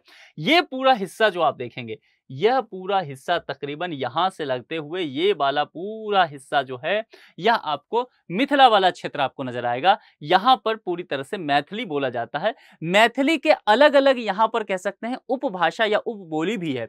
यह हिस्सा जो आपको दिख रहा है पूर्वी चंपारण, पश्चिमी चंपारण वाला और ये वाला हिस्सा, यहां पर जो है कुछ जगह पर आपको भोजपुरी भी बोलता हुआ नजर आएगा। और इसके जो ये वाले डिस्ट्रिक्ट वाले हिस्से हैं, जो कि यहाँ शिवहर से या सीतामढ़ी मुजफ्फरपुर से टच होगा, यहां पर आपको मैथिली भी नजर आएगा, यानी कि संक्रमणकालीन स्थिति यहां पर देखने को मिलेगा। ट्रांजैक्शन फेज दोनों ही भाषाओं का आपको यहां पर जो है वर्चस्व देखने को मिलेगा। कुल मिलाकर के इस हिस्से को मैथिली वाला हिस्सा मानते हैं, और ये जो हिस्सा है गया वाला, मगध वाला, इसको क्या मानते हैं? मगही बोलने वाले। और ये वाला हिस्सा जो है भोजपुरी, और ये वाला भी हिस्सा भोजपुरी। भोजपुरी को ये ओवरलैपिंग में रख सकते हैं। मामला समझ में आ रहा है? अब देखिए, तो ये जो हो गया, हिंदी पूरे राज्य में हो गया, उर्दू हो गया और मैथिली। तो मैथिली भाषा है, ध्यान रखिएगा, मैथिली बोली नहीं है। संविधान के 8वीं अनुसूची में 22 भाषाओं को शामिल किया गया है, जिसमें से एक बिहार राज्य की भी भाषा है, क्षेत्रीय भाषा, सबसे बड़ी भाषा, उसका नाम मैथिली है। मैथिली का विस्तार जो है इधर नेपाल का मधेशी प्रांत है वहां है, और मैथिली का विस्तार झारखंड का जो ये हिस्सा पड़ता है, 6 डिस्ट्रिक्ट झारखंड का यहां पड़ता है, जो देवघर वाला हिस्सा है वहां पर 6 डिस्ट्रिक्ट है, वहां पर भी मैथिली बोला जाता है। मामला समझ में आ गया? तो मैथिली का विस्तार अपने आप में बहुत ज्यादा हो जाता है, एक बड़ा सा मिथिला क्षेत्र है, और कहीं न कहीं इसी आधार को भी रखा जाता है, आर्थिक विपन्नता भी इसको आधार, और इसको भी आधार रखे कि मिथिला राज्य अलग किया जाए। बिहार को पढ़ते हुए ये चीजें ध्यान में रखना चाहिए। तो मैथिली को संविधान के 8वीं अनुसूची में रखा गया है। ये पूछा जा सकता है एग्जाम में, और किस ईस्वी में, ये कमेंट करके बताएंगे किस ईयर में मैथिली को 8वीं अनुसूची में डाला गया, और संविधान का कौन सा संविधान संशोधन वो हुआ था। इसके अलावा विशेष ज्ञानवान आप हैं तो यह भी आप बता सकते हैं मुझे कि मैथिली के साथ साथ उस साल और कौन कौन भाषाओं को 8वीं अनुसूची में डाला गया था। 2-3 और भाषाएं थी, तो ये सब कमेंट बॉक्स में मुझे बताइए। उसके अलावा बोलियों की चर्चा की गई, तो बोली जो है उसको भोजपुरी को लेकर के बातें किया गया। मैंने कहा इस एरिया में भोजपुरी बोला जाता है, तकरीबन 7-8 डिस्ट्रिक्ट है। मगही जो है मगध वाले हिस्सा में, जो कि पटना हो गया, गया हो गया, नालंदा हो गया, राजगीर, ये सब जो है मगध वाला हिस्सा पड़ जाता है। तकरीबन 7 डिस्ट्रिक्ट है, यहाँ पर मगही बोला जाता है। मैथिली का बता ही दिया। मैथिली से कुछ भाषाएं और जो है, जैसे अंगिका हो गया, वंजिका हो गया, है ना, सूर्यमुखी हो गई, ये सब मैथिली के आसपास की भाषा ही है, लेकिन वो सब मैथिली में ही इंक्लूड हो जाता है। तो भाषा के आधार पर बिहार की ये स्थिति आपको यहाँ पर देखने को मिल गया। मामला समझ में आ गया? आगे बढ़ जाए। अब बिहार राज्य के पड़ोसी राज्य और देश, दोनों ही चीजें यहां पर है। एक तो हो गया राज्य, दूसरा हो गया देश, जो कुछ देश से भी साझा करता है। देखते हैं कौन कौन देश हैं, या एक ही देश है, देख लेते हैं। देखिए, पड़ोसी राज्य को सबसे पहले देखते हैं। बिहार की अवस्थिति कहां पर है? यहां पर। चलिए सबसे पहले मैप से ही समझ लेते हैं। मैप से समझने का होता क्या है कि आप बहुत आसानी से चीजों को समझ जाते हैं। तो अपना ये जो हो गया बिहार, है ना। अब बताते हैं बिहार के दक्षिण में आपको कौन सा दिख रहा है। तो दक्षिण में हमें दिखा भैया झारखंड, ये वाला हिस्सा दक्षिण में आ गए। अब चलिए हम पूरब की तरफ चलते हैं। पूरब में कौन दिखा भैया? तो पूरब में हमें दिखा पश्चिम बंगाल, वेस्ट बंगाल। तो 2 डायरेक्शन में तो हमने फाइंड आउट कर लिया। अब हमें पश्चिम में कौन दिखा? तो पश्चिम में हमें दिखा भैया उत्तर प्रदेश, यूपी, हमारा भाई, हमने वो भी फाइंड आउट कर लिया।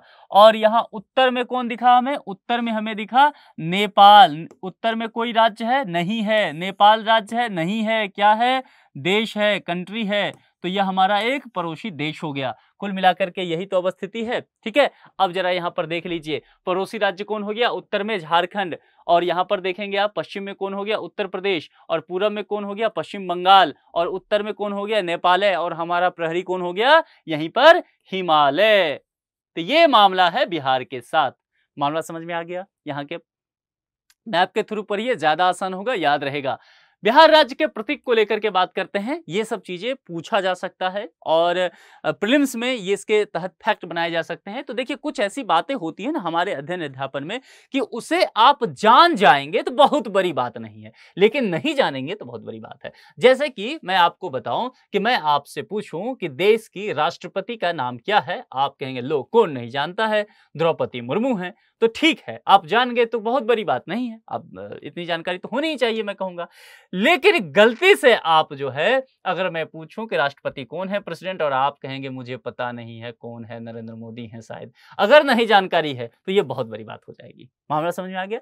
कुछ बातें यही है, ये फैक्ट है। अगर बीपीएससी की तैयारी आप करते हैं, सिविल सर्विसेज की तैयारी करते हैं, किसी भी वनडे एग्जाम की तैयारी करते हैं, गवर्नमेंट सर्विसेज में जाना चाहते हैं, ये कुछ ऐसी बातें हैं जिसको जान जाएंगे तो बहुत बड़ी बात नहीं है, नहीं जानेंगे तो बहुत बड़ी बात हो जाएगी, क्योंकि एग्जाम में 1-2 मार्क्स आपका यही गलत कराएगा और बाहर कर देगा हजारों की भीड़ से आपको। तो ये ध्यान में रखना है, इसलिए इसको तैयार करना है।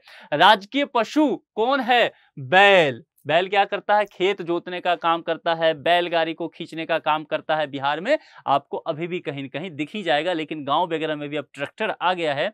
लोगों ने पैसा-वैसा कमा लिया है तो ट्रैक्टर ले लिए हैं, तो बैल जो है वह आपको कम दिखेगा, लेकिन यह राजकीय पशु है। राजकीय पक्षी कौन है? गोरैया। गोरैया देखें? गोरैया की जो है अब एक तरह से विलुप्त होते हुए पक्षी है। गोरैया बहुत ज़्यादा नज़र नहीं आ रहा है। भारत सरकार भी गोरैया को बचाने के लिए विभिन्न तरह के प्रोग्राम को ला रही है, चला रही है। किसी प्रोग्राम के विषय में आप जानते हैं तो कमेंट बॉक्स में मुझे लिख कर के बताइए। लेकिन गोरैया को बचाना बहुत ज़रूरी है, चूँकि बिहार का ये राजकीय पक्षी भी है और प्रकृति का संतुलन भी बना रहे। राजकीय वृक्ष कौन-सा है? पीपल। क्योंकि पीपल के पेड़ के नीचे ही गौतम बुद्ध जी को ज्ञान की प्राप्ति हुई थी। और राजकीय फूल कौन सा है? गेंदा फूल है। गाना भी है ना, ससुराल गेंदा फूल, तो ये ध्यान में रखना है, ये गेंदा फूल है, गुलाब फूल नहीं है। गुलाब फूल किसी को देने में काम आता है, तो बिहार ने उसको कहा कि हम देने वाला काम नहीं करेंगे, तो हमने राजकीय फूल किसको बना दिया? गेंदा को, है ना। तो गेंदा हमारा राजकीय फूल हो गया। अब हम चर्चा करते हैं बिहार की नदियों के विषय में, और बिहार की नदियों के विषय में चर्चा करेंगे ना, तो आप देखेंगे कि बिहार में बहुत सारी नदियां हैं। इतनी नदियां हैं कि क्या बताएं कितनी नदियां हैं। तो बिहार जो पूरी तरह से नदी से भरा हुआ एक जगह आपको नजर आएगा, लेकिन सबसे प्रमुख नदी, सबसे महान नदी, लंबी यात्रा करने वाली नदी, बिहार के भौगोलिक दृष्टिकोण से अगर सबसे महत्वपूर्ण नदी, बिहार को 2 हिस्सों में पूरी तरह से बांट देने वाली नदी की चर्चा करेंगे, तो वह महान नदी कौन सी है? गंगा। ठीक है, तो गंगा यहां से अपना बहाव शुरू करती है, फिर आगे तक निकल जाती है, तो यह गंगा नदी मुख्य रूप से हो गया। इसके अलावा अगर आप एक नदी जो है जिसकी चर्चा हम ना करें ना, तो वह नदी नाराज हो जाती है, और वह नदी अगर नाराज हो गई तो बहुत बड़ा प्रलय आता है। उस नदी का क्या नाम है? आप में से कोई बताएंगे? तो वह नदी है कोसी। कोसी बहुत ज्यादा तांडव करते हुए नजर आती है, तो कोसी को लेकर के बहुत सजग भी रहना पड़ता है। आगे चल करके देखेंगे तो यह जो है आपको आगे बढ़ेगी और गंगा में भी फिर मिल जाएगी। कोसी नदी जो है, इसके विषय में थोड़ा सा समझ लीजिए। कोसी नदी को बिहार का शोक भी कहा जाता है। अब शोक क्यों कहा जाता है? शोक इसीलिए कहा जाता है कि कोसी नदी आप खा पी करके रात में सोएंगे चुप, और कोसी नदी चुपके से आएगी, रास्ता बदल लेगी, अपना मार्ग बदल लेती है और इलाका का इलाका साफ कर देती है।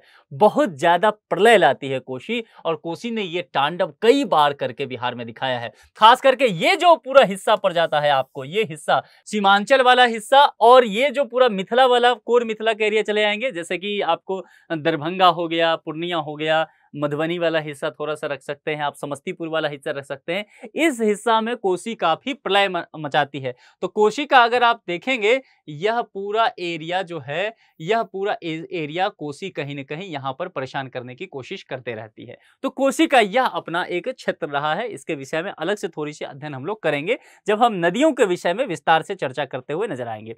लेकिन बिहार की शोक, तो बिहार की शोक जो है ना, तो कोसी इस एरिया में नहीं आती है, ठीक है, क्योंकि यहां से बहते हुए जहां यहां तक पहुंची, गंगा इसे अपने में मिला देती है, तो गंगा की एक तरह से फिर वो सहायक नदी हो जाएगी आगे चल करके। लेकिन कोसी का विस्तार जो है वह काफी है, और कोसी का प्रकोप भी देखने को मिलता है।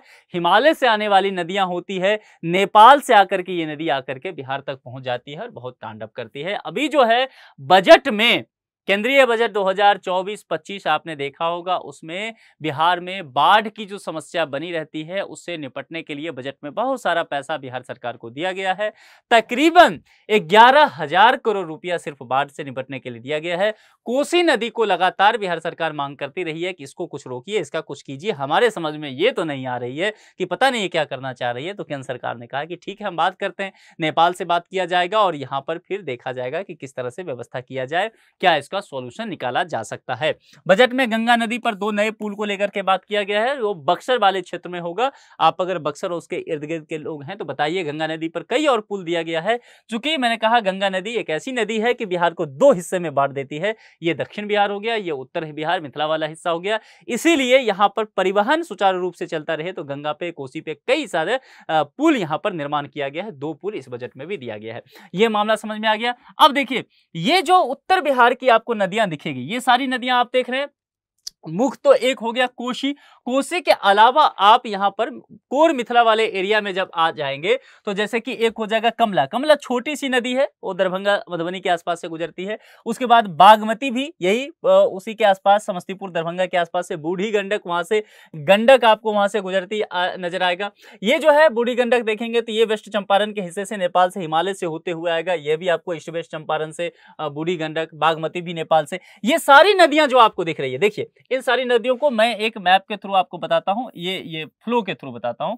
ये देखिए ये फ्लो कुछ आपको नजर आ रहा है, तो ये फ्लो एक इन नदियों का है। ये कहां से फ्लो आ रहा है, तो ये जो हिमालय है, ये जो महान हिमालय प्रहरी बन के खड़ा है, ये हिमालय पहले नेपाल में इन पानियों को भेजता है और फिर यहाँ पर जो है ये बिहार के उत्तरी हिस्से पे आते हुए, और ये गंगा नदी जो यहाँ ऐसे बह रही है, इसी गंगा नदी में जाकर के ये आत्मसात हो जाती है। ये मामला समझ में आ गया। तो एक तरफ से आपने देख लिया कहां से कहां, ये उत्तर बिहार की नदियों की स्थिति देख रही है। यहां भी एक दो छोटी छोटी नदियां हैं जो आकर के गंगा में ही मिलती है। अब जरा दक्षिण की स्थिति देख लेते हैं। दक्षिण बिहार वाले स्थिति में अगर आप देखेंगे तो खास करके मगध वाला हिस्सा आपको देखने को मिलेगा, और यहां पर जो एक सबसे महत्वपूर्ण नदी है वह कौन सा है, सोन नदी है। सोन नदी क्या हिमालय से निकलती है, नहीं निकलती है सोन नदी हिमालय से, इस बात को ध्यान में रखना है। तो सोन नदी यहां से आएगी। उसके बाद अगर आप देखेंगे तो ये जो पुनपुन की एक छोटी सी नदी है, सहायक नदी है, पुनपुन नदी भी यहां जाके मिलेगी, और ये सब गंगा में ही जाके मिलेगी। देखिए इसका जो फ्लो देखेंगे, इसका जो प्रवाह देखेंगे, यह उत्तर से दक्षिण की तरफ है। मैंने बताया ना ऐसे करके फ्लो मैंने बताया, तो ये इधर से आ रही है गंगा में मिलने के लिए। लेकिन यहां से जो नदियां जाएगी तो आप देखेंगे ये नदियां जो है ये उत्तर से दक्षिण की तरफ आएंगी, लेकिन ये नदियां जो है यह ऊपर की तरफ बहती हुई नजर आपको आएगी, ये उत्तर की तरफ बढ़ती हुई नजर आएगी। ये देखिए ये जो सोन भी है, पुनपुन भी है, ये सब फल्गु है, इस तरह से इसका बहाव होगा। ये आगे इस तरह से बढ़ना चाहेगी यहाँ की नदियां। मामला समझ में आ रहा है। तो यहाँ पर जो कुछ नदियां हैं, मुख्य रूप से दो नदी को लेकर के बात करेंगे। छोटी सी नदी एक पुनपुन है, सोन के विषय में आपको पढ़ना है, सोन आगे चल के गंगा में मिलेगी, और पुनपुन एक छोटी नदी है फल्गु। फल्गु के विषय में विस्तृत तौर पर पढ़िएगा। फल्गु जो है इसके विषय में प्रश्न बनते हैं। क्यों बनते हैं कि फल्गु जो है कहां से, गया में एक है, ठीक है। और यहां पर आप जानते हैं गया एक ऐसा जगह है जहां पिंडदान दिया जाता है अपने पूर्वजों को मोक्ष के लिए, तो उसमें नदी की आवश्यकता है, फल्गु नदी ही है। फल्गु नदी एक ऐसी नदी है जो जमीन के अंदर से बहती है, कहा जाता है कि सूखा हुआ नदी है। आप कभी गए होंगे, मैं भी इस नदी पे गया हूं। पूरी नदी आप जो है आप इस पार से लेके उस पार तक पैदल यात्रा करके जा सकते हैं। कोई पूछे कि क्या किसी नदी के इस पार से उस पार तुम चलते चलते चले जाओगे, तो आप कहना हाँ, और फिर उसको बिहार ले जाना, फल्गु नदी घुमा देना। पूरी फल्गु नदी आप इस पार से उस पार चले जाएंगे, लेकिन वहां पर पानी आपको नहीं दिखेगा। हाँ, मानसून के समय में दिखेगा, अभी संभव है। ये आषाढ़ का महीना जो है यहां पर आपको दिखेगा, क्योंकि यहां पर मानसून है। मैंने जलवायु बिहार का पढ़ाया, तो मानसून ध्यान रखिएगा। तो ये उस वक्त पानी यहां पर रहता है, लेकिन मात्रा कम रहता है, ठीक है। यहाँ पर विशेष प्रकार का पुल भी बनाया गया है। आप मुझे बताइएगा मानसून के समय जब पिंडदान होता है उस समय इसको किया गया है। तो फल्गु नदी क्या है कि आप थोड़े से अगर देखेंगे 4-5 मीटर गहराई में जाएंगे तब पानी निकलना शुरू हो जाएगा। तो यहाँ पर फल्गु के विषय में देख लीजिएगा। ये बिहार की नदियों का अपना एक सिस्टम रहा है। तो इधर से जितने भी उत्तर बिहार से दिखेगा, हिमालय से निकलने वाली सारी नदियां हैं, नेपाल से होकर के आती है, और ये सब गंगा की सहायक नदियां हैं। यहाँ पर दक्षिण में आपको सोन, पुनपुन, फल्गु, ये सब 2-3 नदियां आपको दिखेगा। इसीलिए यह एरिया जो गंगा से उस पार जो दिखेगा आपको उत्तर में, वह पूरी तरह से जलमग्न रहता है, क्योंकि यहां पर वर्चस्व विभिन्न सारी नदियों का है, चाहे वह कमला बलान हो जाए, चाहे बागमती हो जाए, गंडक हो जाए, बूढ़ी गंडक हो जाए, कोसी हो जाए, और गंगा तो है ही। ये सारी मिलकर के इधर जो है उफान पर लहलहाते रहती है, और बाढ़ की समस्या उत्तर भारत में बनाए रहती है, और कोसी को इसीलिए इस एरिया का बिहार का शोक भी कहा जाता है। इतना मामला नदियों का समझ में आ गया। अब राष्ट्रीय उद्यान पर चलते हैं। ये सब बताऊंगा, राष्ट्रीय उद्यान का भी एक झलक ही दे रहा हूं। राष्ट्रीय उद्यान में देखेंगे वाल्मीकि राष्ट्रीय उद्यान को लेकर के यहाँ पर आप चर्चा एक देखते हुए यहाँ पर नजर आएंगे। ये जो चंपारण वाला हिस्सा है यहाँ पर आपको देखने को मिलेगा।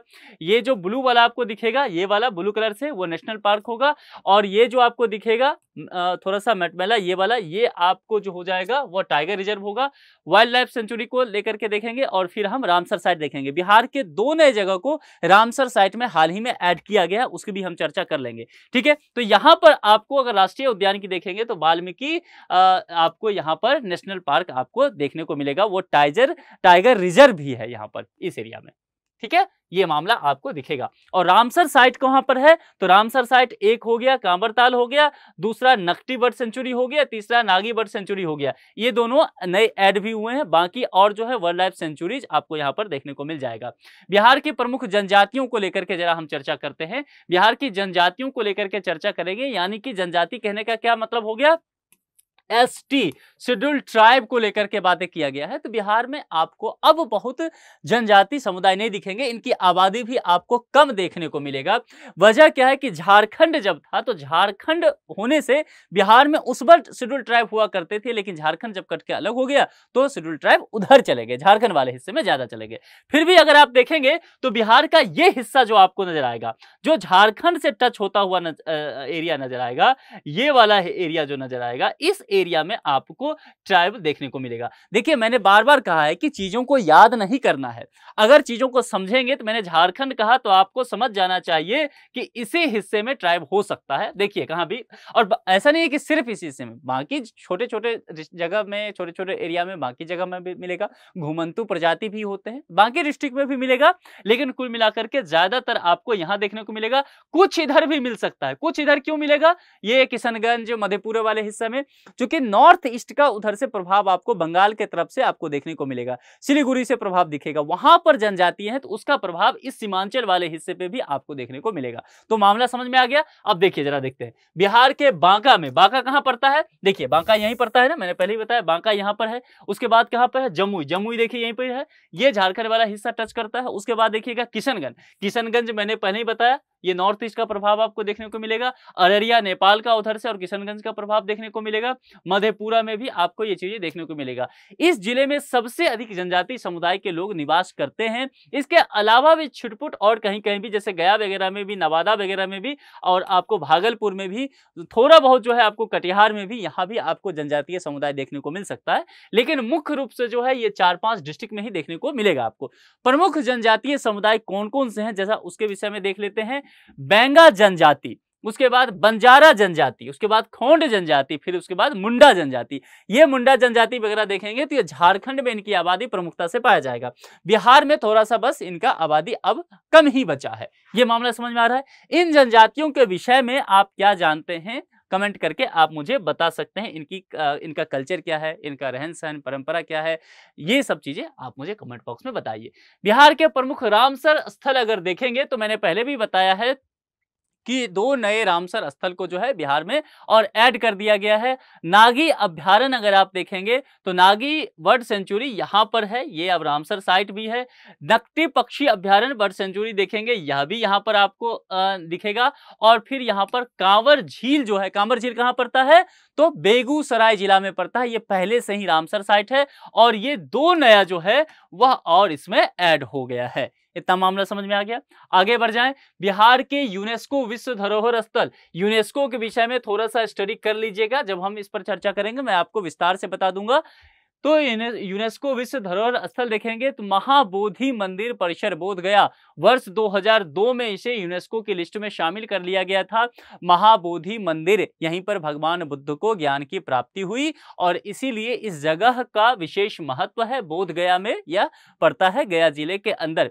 इसके अलावा नालंदा विश्वविद्यालय के प्राचीन खंडहर जो आपको ये दिख रहा है, यह जो है यहाँ पर आप जानते हैं सबसे पहले विश्व की सबसे पुरानी विश्वविद्यालय यहाँ हुआ करती थी, जिसे जो है बख्तियार खिलजी ने तहस नहस कर दिया था। बाद में अभी इसका नया कैंपस भी हो गया है और इसी वर्ष प्रधानमंत्री जी ने इसका उद्घाटन भी किया है। ठीक है, तो यहाँ पर ये नालंदा जो है नालंदा जिला में दिखेगा और वर्ष 2016 में इसे यूनेस्को के विश्व धरोहर स्थल में शामिल कर लिया गया था। बिहार की प्रसिद्ध पेंटिंग के विषय में समझते हैं। बिहार की सबसे महत्वपूर्ण, सबसे जो है प्रसिद्ध पेंटिंग अगर कोई एक है तो उसे आप मधुबनी पेंटिंग के नाम से जानते हैं, उसे कहीं कहीं आप मिथिला पेंटिंग के नाम से भी जानते होंगे। क्योंकि मधुबनी डिस्ट्रिक्ट जो है, मधुबनी डिस्ट्रिक्ट में इसका सबसे ज्यादा बोलबाला है। इसके अलावा आपको दरभंगा, सुपौल, सहरसा, अररिया, मधेपुरा, समस्तीपुर, मुजफ्फरपुर, सीतामढ़ी, शिवहर, इन सब जगहों पर भी ये देखने को मिलेगा। यानी कि मिथिला का ये जो कोर एरिया है, यहाँ पर सबसे ज्यादा मधुबनी पेंटिंग का विस्तार दिखेगा। मिथिला पेंटिंग भी इसको कहते हैं। देखिए दरभंगा, पूर्णिया, सहरसा, मुजफ्फरपुर क्षेत्र मधुबनी क्षेत्र की चित्रकला इसे माना जाता है। टीना डाबी का नाम आपने सुना है। टीना डाबी यूपीएससी की टॉपर रही हैं और राजस्थान कैडर में भी आईएएस ऑफिसर हैं। तो टीना डाबी जब अपने हॉबी में इंटरव्यू में लिखते हैं तो उन्होंने उनसे पूछा गया कि आपकी हॉबी क्या है, डैफ जब भरते हैं इंटरव्यू में, तो उन्होंने क्या कहा था कि मेरी हॉबी है मधुबनी पेंटिंग बनाना। तो मधुबनी पेंटिंग जो है अपने आप में बहुत महत्वपूर्ण है और बहुत महंगी पेंटिंग इसे माना जाता है। मधुबनी पेंटिंग में देखेंगे तो विवाह के जो कार्यक्रम हैं, राम सीता के विवाह, शिव और पार्वती के विवाह और उपनयन संस्कार वगैरह होते हैं, ये सब जो है मधुबनी पेंटिंग में झलकता है। बिहार में अब जाएंगे तो एक विवाह में व्यवस्था है, विवाह के बाद जो जहाँ पर वर रहते हैं और उनकी पत्नी रहती है, उस जगह को कोहबर कहा जाता है। वहाँ के स्थानीय भाषा में, मिथिला भाषा में कोहबर कहते हैं। तो कोहबर में क्या होता है कि मधुबनी पेंटिंग ही बनाया जाता है। उसमें जो है राम और सीता के चित्र बनाए जाते हैं, अंकित किए जाते हैं। लोग अपने घरों के बाहर भी मधुबनी पेंटिंग जो है वो लगवाते हैं और अगर आप देखेंगे तो कई जगह बड़े-बड़े स्थलों पे अब आपको देखने को मिल जाएगा। ठीक है, इसके विषय में और क्या जानते हैं जरा सा मुझे आप कमेंट बॉक्स में बताइएगा। उसके बाद जो है टिकुली पेंटिंग जो है वह पटना में प्रचलित है और पटना ही नहीं बल्कि पटना के आसपास की स्थिति को भी आप देखेंगे टिकुली पेंटिंग में आपको देखने को मिल जाएगा। कंफ्यूज नहीं होना है, मधुबनी पेंटिंग और टिकुली पेंटिंग में बहुत कंफ्यूज, क्योंकि कहीं-कहीं आपको बाहर के लोग हैं जिनको पेंटिंग की समझ नहीं है, आर्ट को नहीं समझेंगे, तो वो उनको लगेगा कि एक ही जैसा है, लेकिन एक ही जैसा नहीं है। मधुबनी पेंटिंग की एक खासियत होता है, इस पेंटिंग को देखिए कहीं भी खाली स्थान आपको नहीं दिखेगा। मधुबनी पेंटिंग जब ये होता था, जब मैं मधुबनी पेंटिंग बनाता था, मैं बताता हूँ या मैं जब कभी बनाता हूँ, तो जो हमारे गुरु हुआ करते थे, तो वो बचपन में मुझे कहा करते थे कि खाली जगह जो मधुबनी पेंटिंग में है, वह शैतान का वास होता है। इसीलिए मधुबनी पेंटिंग में खाली जगह नहीं होना चाहिए। तो ये एक इसकी विशेषता रहा है, ठीक है? बॉर्डर वगैरह पर नज़र डालिएगा, बॉर्डर वगैरह भी बहुत रंगीन तरीके से इसमें तैयार किया जाता है। यहाँ पर आपको उस तरह की चीज़ें नहीं दिखेगा, यहाँ पर आपको देखिए जैसे ब्लैक दूर-दूर तक ये सब आपको खाली दिखेगा ये सब एरिया, ठीक है? तो 2 हो गया, एक मधुबनी पेंटिंग, एक टिकुली पेंटिंग, 2 आपको ध्यान रखना है। बिहार के जीआई टैग उत्पाद, है ना? ये कि ज्योग्राफिकल इंडिकेशन दिया जाता है विभिन्न सारे उत्पादों को कि उसी जगह से संबंधित ये उत्पाद है। जैसे बनारसी साड़ी, है ना? हम सबकी मम्मी जो है घर में पहनती है, तो वो बनारस के एरिया में वहाँ के जो कारीगर होते हैं वही तैयार करते हैं, तो वहाँ से जुड़े नीति होता है, वहाँ उनका प्रभुत्व होता है इस चीज़ को लेकर के। बिहार के बहुत सारे ऐसे उत्पाद हैं जिनको जीआई टैग दिया गया है, जैसे सिक्की घास शिल्प देखेंगे, सुजनी कढ़ाई देखेंगे। जर्दालू आम खाए हैं? बिहार का है, भागलपुर का, ज़बरदस्त है। मेरे बगीचे में एक ये जर्दालू आम है और बहुत अच्छा ये आम होता है। भागलपुरी शिल्क को लेकर के जानते हैं। कतरनी चावल के विषय में किसने नहीं, अगर नहीं खाया आपने कतरनी चावल तो फिर क्या खाया? और मगही पान नहीं खाए, फिर क्या खाए? है ना? तो मगही पान ज़रूर खाइए। शाही लीची जो है वह आपको मुजफ्फरपुर में खाने को मिल जाएगा, जो मिथिला वाला हिस्सा पड़ता है, उत्तरी बिहार वाला। और उसमें शाही लीची में भी देखिएगा 2 होता है, एक बदमिया लीची होता है, एक शाही लीची होता है। तो हम लोग भी जब बचपन में वहाँ रहा करते थे तो शाही लीची खाने पर ज़्यादा जोर होता था, चूँकि उसमें बीज बहुत छोटा होता है और खाने के लिए ज़्यादा मात्रा में बहुत मीठा होता है वो। और सिलाव का खाजा, खाजा खाने के चक्कर में तो सब बिहार में पड़े ही रहते हैं, है ना? मिठाई बहुत अच्छा ये होता है और छठ पर्व जब होता है तब ये चढ़ाया भी जाता है। मधुबनी पेंटिंग को मिला हुआ है, पिपली कला को भी मिला हुआ है, सिक्की घास लोगों को मिला है, मंजूषा आर्ट को, पिपली वर्क लोगों को, सुजनी कढ़ाई लोगों, मिथिला मखाना को लेकर के इसीलिए कि बहुत ज़्यादा चर्चा में रहा मिथिला मखाना, बहुत ज़्यादा विवाद में रहा मिथिला मखाना। ये है मखाना, मखाना का खीर खाए हैं कभी? खाइए ज़रूर। मखाना वैसे भी बहुत ज़्यादा पौष्टिक आहार होता है, हमारे यहाँ तो इसकी खेती की जाती है मखाना की। तो जब मखाना की बात यहाँ पर किया गया था तो यहाँ पर ध्यान रखिए, इसका नाम क्या है यहाँ पर देखिए, मिथिला मखाना। लेकिन बिहार सरकार के तरफ से, भारत सरकार के पास जब जीआई टैग लेने के लिए इसे भेजा गया था तो इसका नाम मिथिला मखाना नहीं भेजा गया था, इसका नाम जो है बिहार मखाना भेजा गया था। इसीलिए मैंने कहा यह इंपॉर्टेंट है, यहाँ बीपीएससी के मेंस में ये सब चीजें पूछा जा सकता है कि क्यों ऐसा विवाद देखने को मिला था। तो आपको पता होना चाहिए ना, बिहार सरकार में उस वक्त जो कृषि मंत्री हुआ करते थे उन्होंने कहा कि चूंकि राज्य से संबंधित है तो हमने बिहार राज्य का नाम लग करके भेज दिया है, जो है वह बिहार मखाना। लेकिन फिर बहुत ज्यादा विवाद हो गया। उदित नारायण जानते हैं सिंगर, बहुत सारे ऐसे सिंगर जो मिथिला के क्षेत्र के हैं, बहुत सारे विद्वान लोग मिथिला क्षेत्र के हैं, वो सभी इसके विरोध में आ गए कि ऐसा क्यों हो सकता है, जब मगध का पान है तो आपने मगही पान कहा उसे, भागलपुर के सिल्क को भागलपुर का सिल्क कर दिया, भागलपुर के जर्दालू आम को आपने भागलपुर का जर्दालू आम कहा, बिहार का जर्दालू आम क्यों नहीं कहा, बिहार का सिल्क क्यों नहीं कहा, बिहार पान क्यों नहीं हुआ। ये चीजें जब आप नहीं करते हैं तो फिर मिथिला क्षेत्र में, मिथिला के एरिया में जो मखाना का उत्पादन होता है उत्तरी बिहार में, तो फिर उसे आप बिहार मखाना कैसे कह सकते हैं। यही बात विवाद में हुआ। बाद में जो है मुख्यमंत्री को और कृषि मंत्री को पीछे हटना पड़ा, क्योंकि मिथिला क्षेत्र के लोगों ने विवाद कर दिया, मामला बहुत आगे बढ़ गया था। फिर बिहार सरकार के हस्तक्षेप हुआ, भारत सरकार ने भी इस बात को समझा और फिर ये आगे चल करके यह बिहार मखाना ना हो करके क्या हो गया, मिथिला मखाना। तो सवेरे सवेरे या कभी भी मखाना जरूर खाना चाहिए और मखाना का खीर जरूर खाना चाहिए, सबसे आम यही है। मरचा धान भी बहुत इंपॉर्टेंट होता है। तो इसमें से क्या क्या आप लोग खाए हैं मुझे बताइएगा। मैंने तो लगभग सब चीज खा रखा है इसमें, है ना। तो आप लोग क्या क्या खाए हैं मुझे कमेंट बॉक्स में बताइएगा। और इसके अलावा आसपास में आप जिस क्षेत्र के रहने वाले हैं, आप जिस भी डिस्ट्रिक्ट के रहने वाले हैं, बिहार के लोग अगर मुझे देख रहे हैं, वो भी बिहार के बाहर के लोग देख रहे हैं, तब भी जिस भी डिस्ट्रिक्ट में आप रहने वाले हैं, जिस भी क्षेत्र में आपके गाँव में, घर में क्या चीज ऐसा है जो फेमस होता होगा। बहुत के यहाँ हो सकता है अमरूद फेमस हो, है ना, क्योंकि मुझे खाने का बड़ा शौक रहता है। तो मैं जरा जानना चाहता हूँ कि आपके डिस्ट्रिक्ट में ऐसा क्या चीज फेमस है। कभी अगर आना हो गया तो वहाँ आपका कमेंट देख करके मैं नोट करके रखूंगा कि चीजें वहां जाएं तो कभी उस चीज का स्वाद लें, है ना। तो मुझे लिख करके बताइए कमेंट बॉक्स में। बिहार का लोकप्रिय भोजन, देखिए बिहार एक ऐसा जगह है ना जहाँ भोजन के मामले में बिहार के लोग संकोच नहीं करते हैं। कहीं भी बैठते हैं पलथी लगा के जम के जो है भंडारा करके ही उठते हैं। और लिट्टी चोखा तो कौन नहीं खाता है बिहार में, है ना। अब तो पूरे जो है जे खैला सी लिट्टी चोखा से पैलस ना ही कहीं धोखा। यूपी चाहे बिहार में अगार के झंडा आ गई हो जाए जहां संसार में। तो लिट्टी चोखा को लेकर के काफी बातें किया जाता रहा है और अब तो ये इंटरनेशनल लिट्टी चोखा हो चुका है। चंपारण मीट तो फिर क्या ही मजा है, मतलब मैं तो दिल्ली में भी देखता हूँ हर जगह चंपारण मीट यहाँ पे यहाँ मिलते रहता है। तो ये तो जरूर खाना ही चाहिए, मतलब जो लोग नॉन वेजिटेरियन हैं उनके लिए कह रहा हूँ। दही चूड़ा मिथिला क्षेत्र का है और मेरा अपना है कि सप्ताह में 1-2 दिन मैं दही चूड़ा जरूर खाता हूँ। बहुत ही जो सुपाच्य भोजन होता है, खाना चाहिए। दही बड़ा भी बहुत फेमस है। उसके बाद खिचड़ी बिहार में बहुत चलता है, पिट्ठा बहुत चलता है। सत्तू, अगर आप बिहार के हैं और सत्तू से आपका लगाव नहीं है ना, फिर काहे बिहार के हैं महाराज। अरे सत्तू तो मतलब चाहे लिट्टी चोखा खाएंगे तब भी सत्तू है ना। और उसके बाद सत्तू को घोल के वो शरबत बना के पी लीजिए, फिर तो और भी मजा है सवेरे सवेरे। अब मछली तो एकदम गजब है, ये है क्योंकि मिथिला के क्षेत्र हैं, हमारे यहाँ तो खेती होता है मछली का। तो मछली का जो उत्पादन है, और अगर मछली के विभिन्न वैरायटी हैं, खास करके बुआरी मछली जो होता है, रेहू होता है, ये सब खाने का तो अपना मजा है। आप लोग कौन सा मछली खाते हैं मुझे लिख करके बताइए, फिर देखते हैं मैं अपने से उसे टैली करूंगा कि मेल खाता है कि नहीं। अनरसा खाए होंगे आप लोग। मालपुआ होली के समय बहुत बनता है, घर में मम्मी बनाती है। लाई जो है मकर संक्रांति के समय बहुत बनता है, बिहार में बहुत फेमस है ये। और पिरकिया, बिहार में 2 ही चीज होता है, ठेकुआ और पिरुकिया। तो ये दोनों चीजें जो है तो वो तो मस्ट है हमारे यहाँ, है ना। फिर मखाना का खीर, मैंने आपको पहले ही कहा था मखाना का खीर है। परवल की मिठाई खाए होंगे, बिहार में बहुत मिलता है। अब तो मैं दिल्ली में भी देखता हूँ, ये लोग भी नकल मार लिए, ठीक ही है, हम लोग को इधर खाने को मिल जाता है। पर परवल की मिठाई जो है बहुत अच्छा है। और बूंदी वाला लड्डू बहुत फेमस है। पटना में महावीर मंदिर के आसपास जाएंगे तो वहां भी बहुत सारा बूंदी वाला लड्डू मिल जाएगा। हालांकि पूरा बिहार में ये मिलता है। कसार बहुत फेमस वहां का हो जाता है। उसके बाद तिलकुट भी मकर संक्रांति के समय बहुत मिलेगा।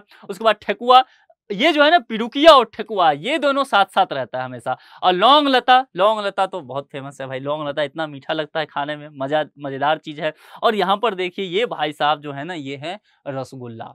तो ये जो बंगाली, मैंने शुरू में कहा था बिहार बंगाल से टच करता है, तो वो बंगाली कल्चर के वजह से रसगुल्ला का अपना महत्व है। किसी भी बिहार के आदमी से कहिएगा रसगुल्ला खाइएगा तो कभी मना नहीं करेगा, और मना कर दे तो बिहार का आदमी नहीं। और उसमें भी खास करके उत्तर बिहार के लोगों को देखेंगे, जो मिथिला वाले हैं, वो तो फिर कम से कम अगर एक बार बैठ गए, और पुराने लोग हैं दादाजी सबके टाइप का, तो 100 रसगुल्ला तक तो आराम से खा जाते हैं वो। तो रसगुल्ला खाने में एक्सपर्ट है, रसगुल्ला एक्सपर्ट कह सकते हैं बिहार के लोगों को। तो कुल मिलाकर के देखिए तो सारे चीजें मैंने आपको बताया है, मैंने घुमाया फिराया भी बिहार में आपको सब जगह, है ना, नदी वगैरह भी दिखा दिया है, उसके बाद मैं आपको जंगल झाड़ जनजातीय समुदाय वगैरह दिखा दिया है, मैंने आपको बिहार के प्रतीक भी दिखा दिए, मैंने क्षेत्र, बोलियां, भाषा सब आपको दिखाया है, साक्षरता दर, जनसंख्या, जलवायु, हर काम करते हुए जो संरचना वगैरह, प्रशासनिक संरचना है, ये सारा काम मैंने किया है, बिहार की भौगोलिक स्थिति समझाया है आपको, ये सब किया है मैंने इस प्रोग्राम में बिहार एक परिचय के थ्रू। तो पूरा जो ये घटनाक्रम आप था, हम पूरा बिहार घूम चुके हैं, बिहार के तमाम चीजों से हम रूबरू हो चुके हैं और मैं उम्मीद करता हूं कि आपको ये लेक्चर जो है बहुत पसंद आया होगा। कैसा लगा कमेंट बॉक्स में लिख करके जरूर बताइएगा। आज का जो ये लेक्चर है बिहार एक परिचय है, ध्यान रखिए। अब मैंने कहा था कि इसमें ओवरऑल चीजें बिहार के विषय में हम समझेंगे, इसके बाद जो है बाकी चीजों को लेकर के हम चर्चा शुरू कर देंगे। हम प्रशासनिक दृष्टिकोण को देखेंगे, हम भौगोलिक अवस्थिति को देखेंगे, हम जलवायु को देखेंगे, हम कला संस्कृति को भी देखेंगे, हम बिहार की आर्थिक स्थिति को देखेंगे। तमाम चीजों को लेकर के बिहार में हम विस्तार से चर्चा करने वाले हैं। बहुत दिलचस्प अंदाज में ये प्रोग्राम होने वाला है, तो बने रहिए इस प्रोग्राम के साथ और बिहार के विषय में विभिन्न जानकारी लीजिए। बीपीएससी और बीपीएससी के अलावा बिहार से संबंधित कोई भी वनडे एग्जाम आप तैयारी करते हो, आपको यहां से प्रश्न आ ही जाएगा। मैं कोशिश करता हूं कि इतना विस्तार से सभी चीजों को बता दूं ताकि आपके रडार से कोई चीज बाहर ना हो सके। आप सबों से अनुरोध है कि अपना बेहद ख्याल रखिए और कुर्सी की पेटी बांध लीजिए, क्योंकि मौसम बदलने वाला है। ढेर सारे अच्छे अच्छे प्रोग्राम आपके लिए आने वाले हैं, बहुत अच्छे टॉपिक पर हम बातचीत करने वाले हैं। आपको लेक्चर कैसा लगता है जरूर बताइए। संस्कृति पीसीएस चैनल को आपने यदि सब्सक्राइब नहीं किया है तो सबसे पहले सब्सक्राइब कर लीजिए। ये पूरा पीडीएफ जो है संस्कृति आईएएस के टेलीग्राम चैनल पर उपलब्ध हो जाएगा। इसी वीडियो के नीचे जाइए, डिस्क्रिप्शन बॉक्स में टेलीग्राम चैनल का लिंक दिया गया है, लिंक को चटकाइए, सीधे पहुंच जाएंगे टेलीग्राम चैनल पे। वहां ज्वाइन का ऑप्शन आएगा, ज्वाइन कीजिए, ये पीडीएफ आपको उपलब्ध हो जाएगा। नहीं उपलब्ध हो तो कमेंट बॉक्स में लिखना शुरू कर दीजिएगा कि सर पीडीएफ नहीं दिए हैं, आप दगेबाज हैं, आपने कहा था, आपने वादा पूरा नहीं किया। आप लिखिएगा, मैं देख लूंगा, तो फिर मैं पीडीएफ उपलब्ध अपनी टीम से कह करके आपके लिए करवा दूंगा।